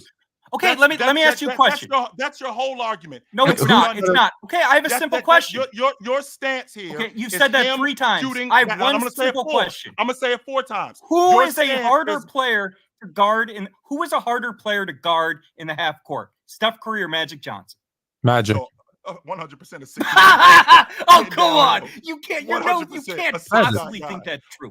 You think Magic Johnson is a harder player to guard when he can't even play off the ball? You don't have to guard him at the 3-point line. Brandon? You think Magic Johnson is a harder player to guard than Steph Curry? You guys haven't watched basketball in 15 fucking years. He can't play off the ball. So what happens when he posts up? Is that not off the ball? Show me a clip of Magic Johnson coming off a pick and making a jump shot. Why do you keep Show me a clip of Magic Johnson cutting to the basket and catching a pass. I will, but I'll show you. Why you keep saying that? It'll be AI. It'll be fake because they don't exist. They exist. You guys sound like delusional 9-year-old men who don't understand the basketball. You sound like a 22-year-old. Guards play off the ball all the time now. We have 6 people waiting. So if you think that Magic Johnson. Why are you clicking it? Don't click. I'm in control. Stop clicking. I'm in control. Stop clicking. We've got 6 other people waiting. We have 6 other people waiting. I was going to say something and I forgot. Oh, I went and checked out the site that he sent, by the way. And it's interesting because there's absolutely no data source where it comes from. The only thing that it even says is we do simulations. So again, so like 2K tone, is that what you're trying to say?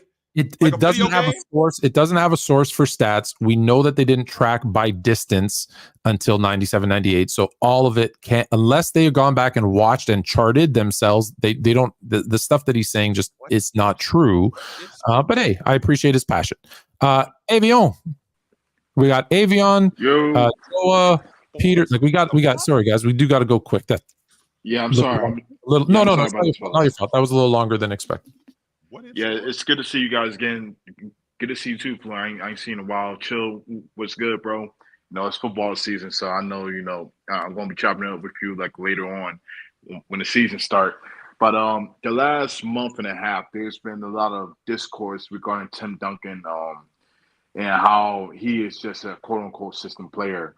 And for me, I'm biased. I have Tim Duncan in my top 5 players of all time. It can change. I respect anybody who has him outside the top 5. I have him number 4. But this narrative had picked up, and then people start comparing him with KG. And I'm trying to figure out, both were great players. I'm not knocking KG. But they call Tim Duncan a system player because, number one, they always bring up his talent around him, which is mind-boggling because a lot of the all-time greats had great talent around them, like Bill Russell and then Magic Johnson. They don't get that argument. But when it comes to Tim Duncan, they bring up the coach is the system, and this, that, and the third. But currently now, when Coach Pop was struggling, they said Tim Duncan was the system. But when they wanted to fit the narrative, when they compared to KG, they want to say Tim Duncan is not as talented as KG, which Tim Duncan is in the early 2000s. He was one of the better on-the-block players in the league, basically number 1 in my opinion. A great defensive player, a player that set the tempo of the offense as a big man. I've never seen that. You've seen guards set the tempo of the offense, but for a big man power forward to set the pace in the offense and control the game. Well, Malone did that. They did that with Malone. They did that with Malone at the power forward spot. Most of the time, it was with the 5 men. But to your point, at the 4 spot, it was Malone, then it was Duncan. Like they weren't running the offense through the 4 man like that. Yeah, absolutely. And for me, the patience. He never rushed in. You never can speed up Tim Duncan, like DeMarcus Cousins said, and that's factually true. And then in the series against I believe it was against the Lakers, back in 03, I believe the second round. I mean, it's one of the most masterful like playoff sprints that I've seen. But to wrap it up, I just want to you guys to speak on why people keep on disrespecting Tim Duncan and bringing this system player narrative. I Because just he don't was get vanilla. That's why. Because he was born. vanilla. Yeah, Because he he was was born. vanilla. That's why. The only knock on Tim Duncan's game is he was born. Yeah, he was vanilla. That's why. It was no other reason. And the idea of a system player, I mean, if I'm not mistaken, my man, wasn't the triangle a system? Yeah. How'd that go for Shaq and Kobe? How'd that go for the Bulls? I mean, just because everybody plays in a system if they're successful. The fast break, the Showtime Lakers, wasn't that a system? I mean, they didn't just roll the balls out. That was part of the system. Yes. I mean, I'd like to think that that was orchestrated. So, I mean, just because you play in a system does not negate you. I mean, give me a break. And people, I'm sorry, just go after this. I think people just went off of it because I heard like people like Rasheed Wallace and then Gilbert Arenas, use that same argument. If KG was drafted to the Spurs and Tim Duncan was drafted to the Wolves, it'd be totally different. Like we don't know that. You know what I'm saying? So, I mean, of course, Coach is an all-time great coach, but we don't know how their careers might end up. Coach Pop could have struggled with KG. It took KG along a couple of years to evolve to the KG that he was. Tone, I'm on record telling you that I'm having a difficult time. That Spurs team with David Robinson and Avery Johnson and Sean Elliott and all of those vets, and they got an 18-year-old kid coming on the crew who is right out of high school, putting him in Tim Duncan's role, and Tim Duncan doing what. And KG doing what Tim Duncan did. I'm having a difficult time with that. Especially with Pop and KG. How would that dynamic work? At that time, at that time, I'm having a difficult time believing that. Absolutely. So that's about it. I just all right, brother. All right, appreciate you, man. Thank you. We'll definitely get into more football talk as the season draws near. In fact, I got $2,500 on the line to anyone who can beat me in fantasy football. I'll tell you more about it next week. $2,500. And you're going to play with us. Even though you don't play fantasy football, this was, you're in. It's going to be the Sports Fluent League, $2,500 on the line. Sounds Here like we how go. Sounds like how I got sucked into trying out for the basketball team. Like, I guess I'm going. Hello, can you guys hear me? Yeah, what's up? Actually, I was gonna ask a football question right now. Actually, it was to Chill. I gotta get your thoughts on this whole Ayuk situation. What the hell's going on? What is going on with that guy? There's nothing going on with him in terms of his game. You see what he's been dealing with the San Francisco 49ers. He's definitely not going to New England because y'all going to be garbage this year. So he wants to play somewhere where they're going to be good. And I missed it. Because it's not about money. It's not about money. Because if it was money, he'd be running straight to the Patriots. We offered him top 5 receiver money. Yeah, he would have got paid. No question about it. Because they're going to be garbage. I didn't hear who you said. Who you talking about? Brandon Ayuk. Brandon Ayuk. I mean, he clearly wants to play somewhere where they're going to have a chance to win. Tone, I'm going to say that in San Francisco, and that's what I'm thinking. I'm having a difficult time with the idea that we can't get a deal done. I know we paid everybody, but there's on some level that we could get a deal done. Because I'm on record saying this, man. I still think Justin Fields is beating Russell Wilson out. I think he's washed, Tone. I think he's over. I think Justin Fields is going to beat him out in Pittsburgh. And they got to 1,000%. Yeah, I think he's going to beat him out. I do. I'm on record saying that. 1,000%. You watching this preseason, Chill? I'm up here talking to Tone and you. I'm not watching preseason football. No. I mean, did you watch this? At all? I did watch it. I watched Jacksonville and Kansas City on Saturday night. I did watch that game. I'm worried about. I think Jacksonville's offensive line is going to be better because I'm worried about Trevor Lawrence. I am. And I'm nervous that you're putting too much pressure on Caleb Williams. I'm still waiting for that jump. You know what I mean? From Trevor Lawrence. I'm still waiting for that jump into like upper echelon quarterback play. I'm waiting for that. Where is that? Do we need to bring back we might need to bring an NFL show? You may Let's have talk to about it. Because I mean, like, the projections of Trevor Lawrence were off the world. I mean, this kid was like he was going to be a top 5 quarterback. I thought. What year are we in though with him? Hold on, Though? but it's tough. This is only year 3. That's what I was thinking. I was thinking year 4. I think we're in year 4 with him. I thought it was year 3 because we had the horrible year that he had with Psycho. Then and then you know what I mean? Am I missing a year? Especially from a quarterback. I think we lost him. I think we lost you. Okay. Peter, I'm scared to bring you up. Peter Bag Juice. I don't know. Good. He good. Okay. Yeah, he's good. That name. What up? Hey, how you guys doing, man? What's up, brother? All the Americans think that name is kind of. I'm a Jamaican guy, so it has a different connotation. Mayo Wagwan. You Jamaican chill? Mike Wagwan, Mayo. Yeah. We here, man. So yeah, what interests me in you guys' panel tonight was the LeBron and the whole choking versus sabotage conversation. Super intriguing. I thought that literally the entire show was going to be focused in on that because I think it's a really, really intriguing conversation. Now, me being, when I moved from Jamaica, Miami is where I've been pretty much the entire time I've been in the States. And my favorite player of all time was Dwyane Wade. Word. Now, LeBron gets a lot of criticism for colluding. To be honest with you, I put a lot of blame on Wade myself also. In my opinion, neither one of those guys really wanted to compete. Per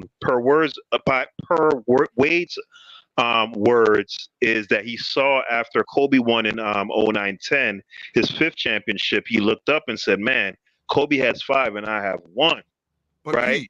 Then he turned around and told Kevin Garnett, "Y'all dudes are the reason why we got together." So it goes in one end out the other with me when it comes to stuff like that. I think it's both. Two things can definitely be true, 100%. Yeah, at the same time. But I was disappointed in Wade, and it's tempered a bit because I think because of the way our Pat Riley looked at the game, he wasn't quick to he wasn't ahead of the curve in terms of advancing the game, right? Because if you watch that 05-06 series, it still was that classic 90s style with the inside-outside game with Shaq. Ball in the Shaq, sure. And when I saw them come back with the same roster in 06-06, I just couldn't believe it. For me, after watching the 05-06 series, it was clear Wade is your guy. You need to structure this team around Wade. Shaq was done. He averaged 13 in that series. During that regular season, he averaged 18, only played 59. He was done. He was first team All-NBA that year. You think he was He was okay. He still was elite. Media voted accolades. Stop. Listen. He wasn't 20. He wasn't 28 and 12. I get that. No, nowhere near that. No, he wasn't. Nowhere near that. He still was elite. I mean, don't forget it was 22 a game a year. I don't know about elite. I think in 19. I think in 2005, 2006. I think he was 20 and 9 that year, and I think 18. He averaged 19 18 for the season. 9. For the season? For the regular season. Yeah. I'm sure he averaged almost 20. I'm sure he averaged 20 a game that year. And I can tell you where I get my stats from, unlike Brandon Katz. I get them from Basketball Reference, right? Sure. Yeah. Now, because my introduction to basketball was a little late, I'm 42 years old, right? So my, I guess, golden era would be starting like around the 2000s era with Iverson, Kobe, and all of them. Yeah. And that's where I got super into the game, where I'm going into the minute details and looking up stats like a nerd, and I'm, super into it. So yes, Shaq averaged 18 and 9 in 05-06, played 59 games. 04-05. No, yeah. Well, you can look it up. I'm looking at it right now. He averaged 20 and 9. He did. On Basketball Reference? Yes, he averaged 20 so I might be off. 18 and 9 or 20 and 9. Which he averaged 18. He averaged 18 and 10 in the playoffs. He averaged 18 and 10 in the playoffs. Okay. So we're splitting hairs. Mm-hmm. But this is what I want to say, because I know I have limited time here. I wanted to really delve in on the convo in terms of the LeBron sabotage versus choking, right? Yes. Now, obviously going into the series, through the first 3 series, LeBron was playing really well. In series number 1, the first round, Philadelphia, him and Wade were pretty much a wash. Their averages were pretty much about the same. Second round, I believe smoked Boston in 5 games. It was Boston. That's right. Eastern Conference semifinals. Went to 5 games. Wade was incredible. 30 points on 53% from the field. I think LeBron was like 28 points on like 51%. Somewhere around there. That's pretty much a wash. Sure. So we could say for the most part, going into the Dallas series, LeBron was looking to... Pete, before you go any further, don't leave out. They mopped the floor with Chicago in the East Finals too. Smoked them in 5 games. Yeah. Gentleman sweep. Yeah, I mean, to be fair, though. To be fair, and I'm a Wade stan, bro.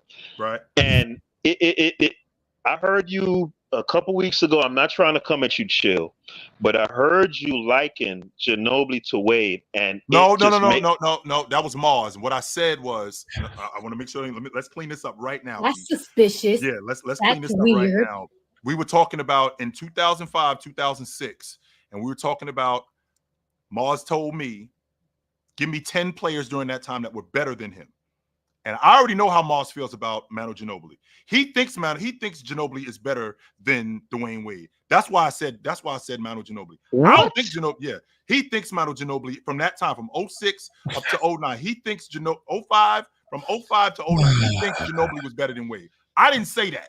That's why that's why that show's dropped off, bro. I'm just saying. He said that. I didn't say You know what? Anyway. I get really sensitive about the Wade thing. I try not to be a fanboy because I look at other fanboys and I be disgusted, right? But I remember buying Iverson shoes back in 01, right? Right. And I know how it is when you're young and you love a player. But when you get older, I'm 42 now, and you look at things more cerebrally. Yeah. Iverson was a great player, but there were demerits there. There was, you know what I mean? Now, when it comes to Wade, bro, if we're talking about 05, 06 Wade, understand, 05, 06 Wade was top 5 in scoring, right? And he was the only player in that top 5 that was shooting 50%. He was shooting 49.5, right? But I think people, even though people say, oh, yeah, Wade is great, I think most people truly don't understand what prime Wade was, bro. Prime Wade was an ogre, bro. In 05, 06, he shot 60, he averaged 27 points on 62% shooting against the Detroit Pistons, right? Mm-hmm. Prime Wade had Iverson-like quickness and agility with the ability to finish like a power forward. This was a guy that was average, that was like, in 05, 06, he had 152 dunks. Up there with the Sean Marions and them. Listen, bro, I don't even know how to, listen. 05, 06 Wade, just from a purely athletic standpoint. He still wasn't better than Bryant. He still wasn't on the same page with Bryant. And he wasn't. But listen, we have to move on. We have to. Let me wrap it up. Let me wrap it up real quick because I haven't even gotten to my point. I'm gonna finish. All right. So this is what I want to say in terms of LeBron. I think if there's a case for sabotage, it would have had to have been after Game 4. After Game 3, when Wade had that 29 points, LeBron was just okay. I think he had 17 or so. He still would have had a shot at Finals MVP. But after Game 4, through 4 games, Wade was averaging 30 points on 59% shooting. It was over.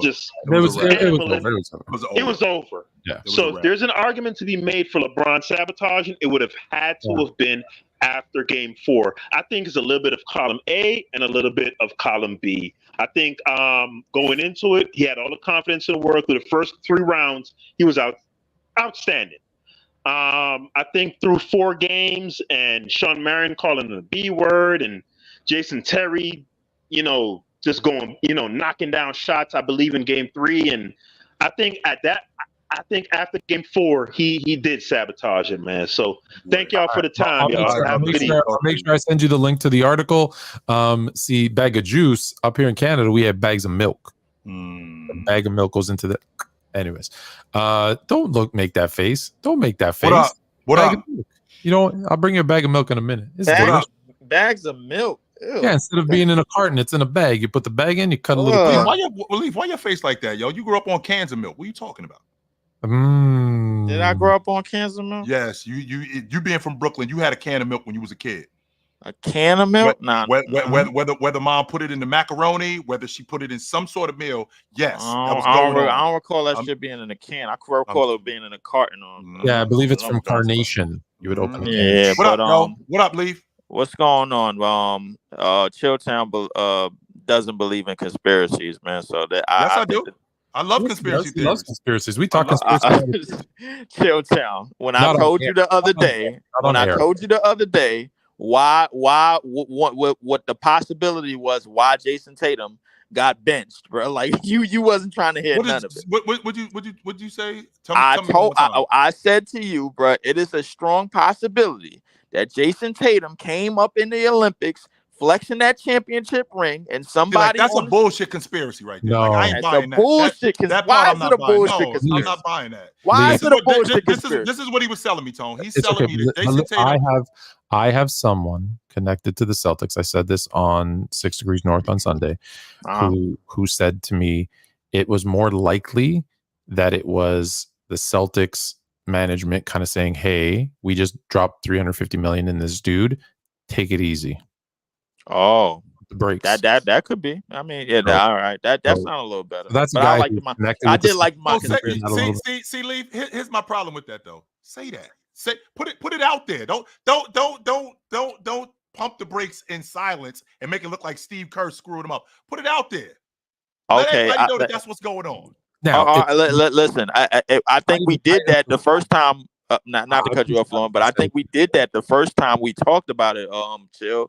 Remember, we wasn't falling for the okie doke when he had that bullshit apology after the first game. Come on, so we wasn't falling for that. The reason why I believe it, but then why I pushed back when I was told this was, I believe it in the sense that, hey, I just dropped over $300 million in this dude. I get it, and they're not as concerned with Drew Holiday and Derek White. And then the second part of it is why I questioned it is because they said, and that's part of the reason Jaylen Brown didn't go instead of Derek White, because they're like, there's no way we're putting $600 million into this Olympic team, and if something happens, they were very concerned. You leaving out the most important part. The most important part is that LeBron James demanded to play 30-something minutes so he could stat horse. And sure, of course, we already know that. He's chasing ghosts. He needs to build up his legacy. You're absolutely right. Yeah. You already know that. You leaving out the most important part, bro. Like Chilltown doesn't believe that he's a stat whore, bro. Like, but it's so many evidence. It's so much evidence that he is, bro. Like it's been going. Well, first of all, let's be clear about one thing. He's an attention whore. He started a whole podcast. He's a stat whore as well. He started. I don't even know what that means. He's a legitimate stat. I don't know what that means.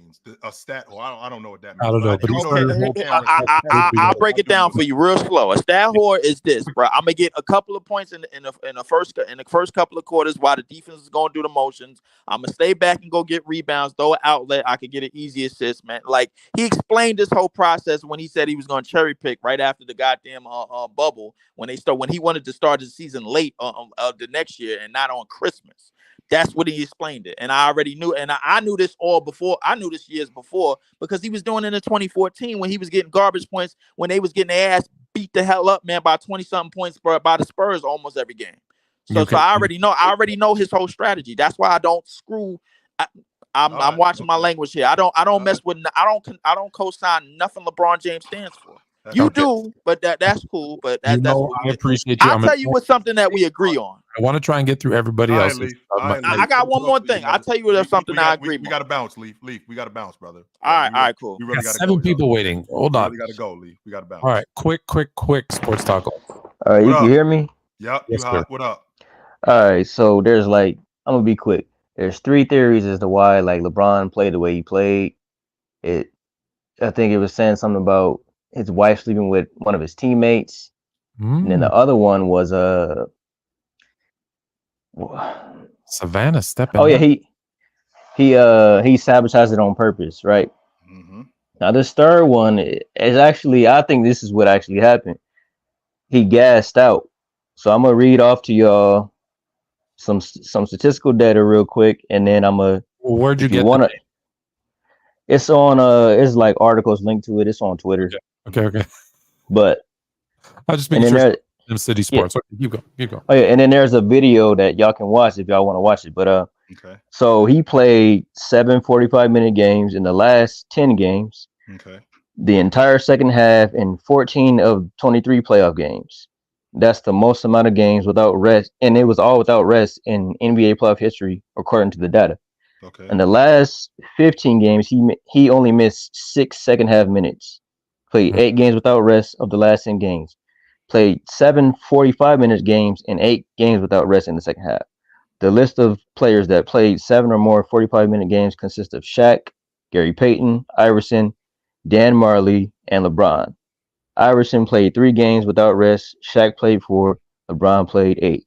Now, if you want to look into it, I could post like in the chat a link to it, right? But the reason why I think this is what actually happened is because actually the other guy on your show, Peter, he was like, if he sabotaged it, it had to happen after game 4, right? Right. So, and in the zone, it's an interview with Chris Broussard and Jason Terry. In the zone, he asked them, okay, what do you think happened with LeBron in the finals?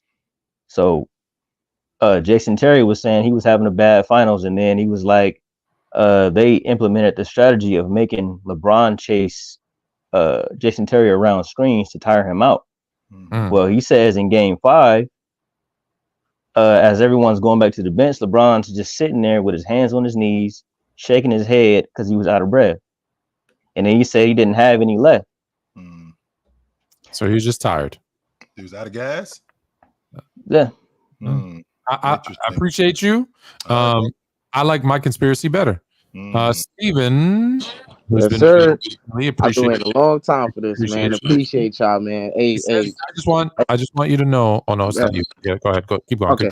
Yeah, I just want to say a couple things real quick. Chill, man. You can't be letting them comments get to you on PC, man. Them dudes don't know no basketball, man. You know what I'm saying? I just want to make sure that I ain't the one. I just want to make sure I ain't the one going crazy because there's a part of me that feels like, yo, am I tripping? Do I know? Nah, man. Just don't pay that no mind, man. know what I'm talking about? They the chat for a reason, but I want to give you some pushback on a couple things, both of y'all, and specifically you, Chill, about the Kawhi Leonard and Scottie Pippen, who was a better defender. I think your opinions were fair, but I think you got to take it to account, and I think Kawhi's better, but I think you got to take it to account that Kawhi Leonard, while in this era, it's much harder to play defense. You have to be precise with the decisions that you make on defense. And I think if Kawhi Leonard had been in an era where you benefited from being more physical, which we already see how great defense he is in this era, which is hard. If you put him in that era where he's able to hand check dudes and keep and hold dudes at the hip, we already know how strong Kawhi is. I think he would have benefited from that. And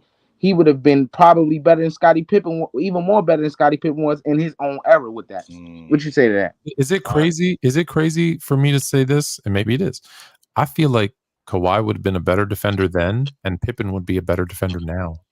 I'm thinking about because he's more of an athlete. And not only that, I'm just thinking about how smart Scott, because you have to be more cerebral as a defender today because you can't you're taking out stuff like hand checking.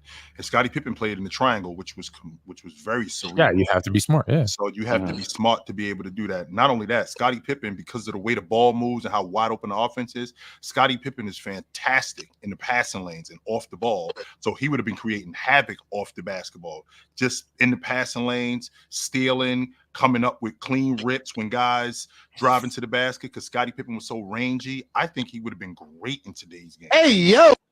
And one more thing, and I'm done. Is this thing with Steph Curry I hear all the time? Oh, he's not a pure point guard. He doesn't do this like a pure point guard. My thing is, right, and I'm sure it's a wide majority right now at this current moment has him above Zeke. One can argue that Zeke is a better pure point guard than Steph, but we got Steph over Zeke right now. So why? And I have Magic over Steph, but when it comes to that debate, it's always Steph, he's not a pure point guard like Magic. But that conversation doesn't come up anymore with Zeke. I don't think Zeke was a pure point guard either, though. I think him and Joe Dumars played a very unique style of backcourt where you had two guards that were both kind of point guard, shooting guard. Like they really played off each other. So I don't know that he was even a traditional point guard in the sense for that time either, though. And I hear what you're saying. But I also don't look at Magic Johnson as a traditional point guard, right? Because he did a lot of things that traditional point guards don't do, like rebound, like post up. He did right. So Steph Curry not being a traditional point guard, I don't use that as a detractor from him. I just say it's tough to compare him because one, he does, and now he's played more on ball as of late, but traditionally or historically, he has been more off the ball. So it's tough to compare him to a point guard that's on the ball all the time. They're just different. Oh, we lost you, bro. I'm here. All right, brothers. Thank you, man. Thank you for having me, man. Derek, oh, sorry, you were saying. Yeah, I'm definitely gonna sub up, man. Thanks, man. I appreciate it. Thanks, brother. Derek, and then we got Koala who said he's got a question that'll only take 2 seconds to answer something. So but go ahead, Derek. Y'all can hear me? Yep, you hot. Yep, you hot. All right. I got 2 questions. And one of them is specifically for Chill, because Chill, you a 49ers fan like myself. I mean, and Fluent, you can answer this as well if you feel. The first one. My name's on the show. I'll do what I want, bro. Like, okay. Got you. First question, and this is just all time. What is which individual player from any individual stretch of years, in you guys' opinions, have had the best postseason play? Best postseason play? Yeah. So it can be from 1 year or just any stretch of year. It was awesome in the postseason. I mean, Leonard in 19, he was awesome in the postseason. James in 13, he was awesome in the postseason. Okay. Jordan in 92, he was awesome in the postseason. Shaq in 2000 was fantastic in the postseason. Yeah. And he was even better in 2001, but he wasn't. But in 2000, if I had to pick one guy in the postseason, I mean Chamberlain in 72, he was awesome in the postseason. He got his ass kicked by Jabbar though. If I had to pick one guy, Shaq in 2000. What about you, Fluent? Oh, I'm never gonna It's always gonna be Shaq 2000. So it's gonna be Lakers 2000. Always, every time. Gotcha. Yeah. Second question. Chill with you, being a fellow 49ers fan, and us coming off of that, heartbreaker in the Super Bowl last year, and looking at how the team is trying to get the Brandon Ayuk situation rolling and so forth and so on. Yep. What is your thoughts on our Super Bowl chances this upcoming year? All we got to do is avoid Kansas City. Like the Lakers have to avoid Denver. We got to avoid Kansas City. I don't want nothing else to do with Patrick Mahomes. That's it. If we can avoid Kansas City, we winning it. So you're saying if you make it to the Super Bowl and you're playing anyone other than Kansas City, we winning it. You got this. Yes, we winning it. I don't want nothing else. I asked for Patrick Mahomes last year because I wanted a rematch. I thought we had them beat in 2020. I thought we had them beat, so I wanted a rematch. After what I saw last year, I'm straight on Mahomes. I don't want nothing else to do with him. If we I ain't gonna hold you. If we can avoid them, I think we can beat anybody else. I ain't gonna hold you because watching the game, I'm like, out of any team that you see, Kansas City face, we give them a run for their money pretty much every time we play them. I mean, outside of that little regular season game where they blew us out, in the 2 Super Bowls that we played them in, we gave them a run for their money. But it was just, it's what you just said about. I'm disappointed. I'm disappointed in you. I'm disappointed in you. I got to cut you both off and say I'm disappointed in you. First of all, Ox, I'm allowed to spread Laker propaganda because we champs and your guys have never been. But most importantly, if I was you, I want Kansas City. No, I already did that. I already been down that block, Tone. I already seen that already. Duck and smoke. I already call it whatever you want to call it. Teams duck smoke all the time. Let's be clear about that right now. Team, don't think that and just so you know, Derek, my man right here, he knows this. He's on record knowing this. That last season in the playoffs, when Minnesota bounced Denver, 100% Dallas was like, whew, we ain't got to see them. For sure. We ain't got to see them dudes. We are straight. So teams duck smoke all the time. All the time teams duck smoke. So just because I don't want nothing else to do with the best quarterback of this generation, I'm ducking smoke. No, it's fine. I'm ducking smoke. I just don't want my team. I just don't want my team to be like the Buffalo Bills going to four straight Super Bowls. We gotta win it. Bowls. We can't just keep getting there, Derek. We gotta win it. We have to. And if that means we gotta avoid Kansas City to get one, then it is what it is. I'm so straight with that. I don't want nothing else Yeah. to do with them dudes. I'm good. But yeah, that's all I have for y'all. All right, tonight. brother. Good to All right, talk to you. appreciate you, man. Appreciate One more and Okay, we out. Koala. we got Koala who says 10 seconds to answer his question. So I like this sound. You guys kind of answered it last question, but I'm gonna ask it even anyways. better. What's most likely gonna happen next year? The Celtics going back to back, or the Chiefs three-peating?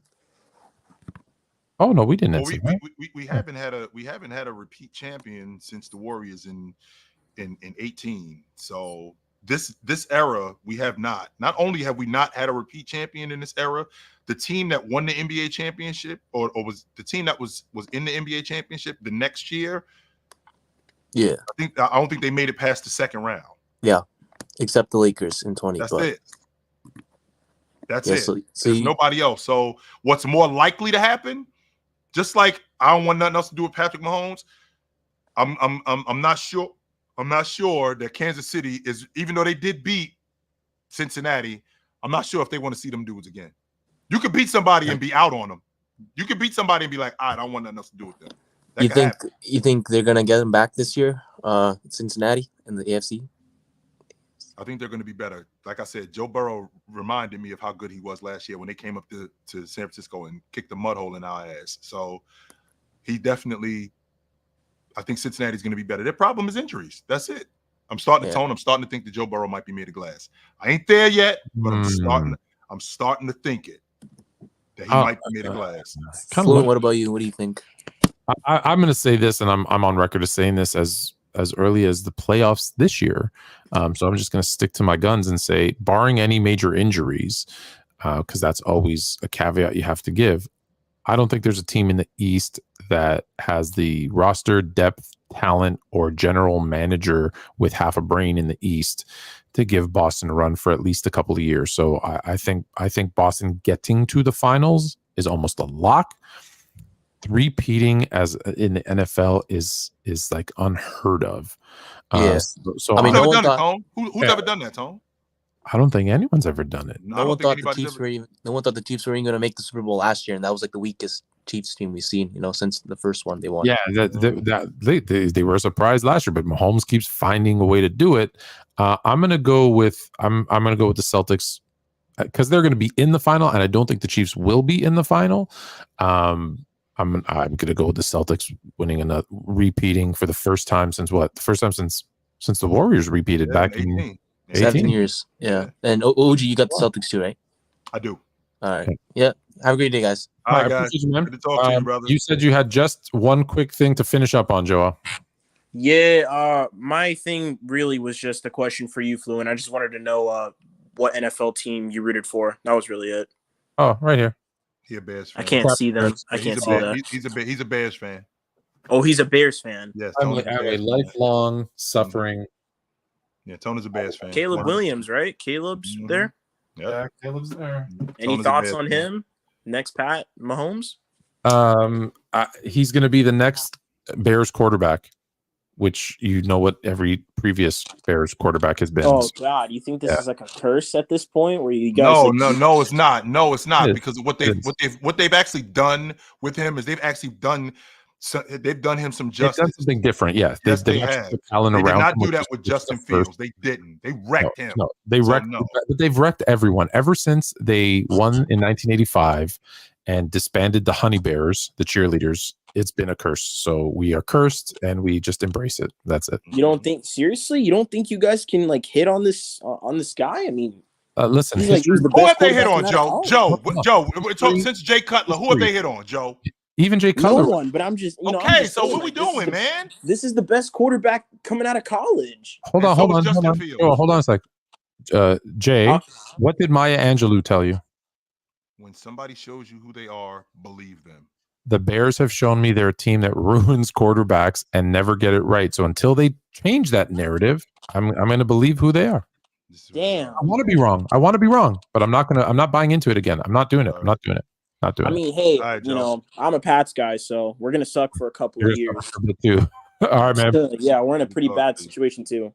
I appreciate you, brother. Starting next week, just as a reminder, we're going to go a little bit more. We're going to do we'll do a segment on the NFL every week. We got a fantasy football league Fluents, $2,500 Fluent dollars on the line if you can beat me in fantasy football. Chill's going to play. We're going to get him to play. And then I will also let you know as soon, and I'm going to put it in the comments of this, as soon as that article drops that asks the question, did LeBron choke or did he tank? I'll let you know when that comes out. But we ran longer than expected. Yes, we did. Way We ran over time. Yep, We're going to get in trouble. Miss Fluent is going to be angry when I wake her up, when I go to bed. You're going to get in trouble. I'm going to just say it's your fault. You can deal with the angry text. But until then, put on a suit, drink water, don't drink and drive. Hey, man, call your mother. Last time you talked to your mother, call your mother. Today. I saw her today. I went and swam in her pool. Took the kids. Good. Yeah. We will talk to you guys soon. But until then, take it light, but take it.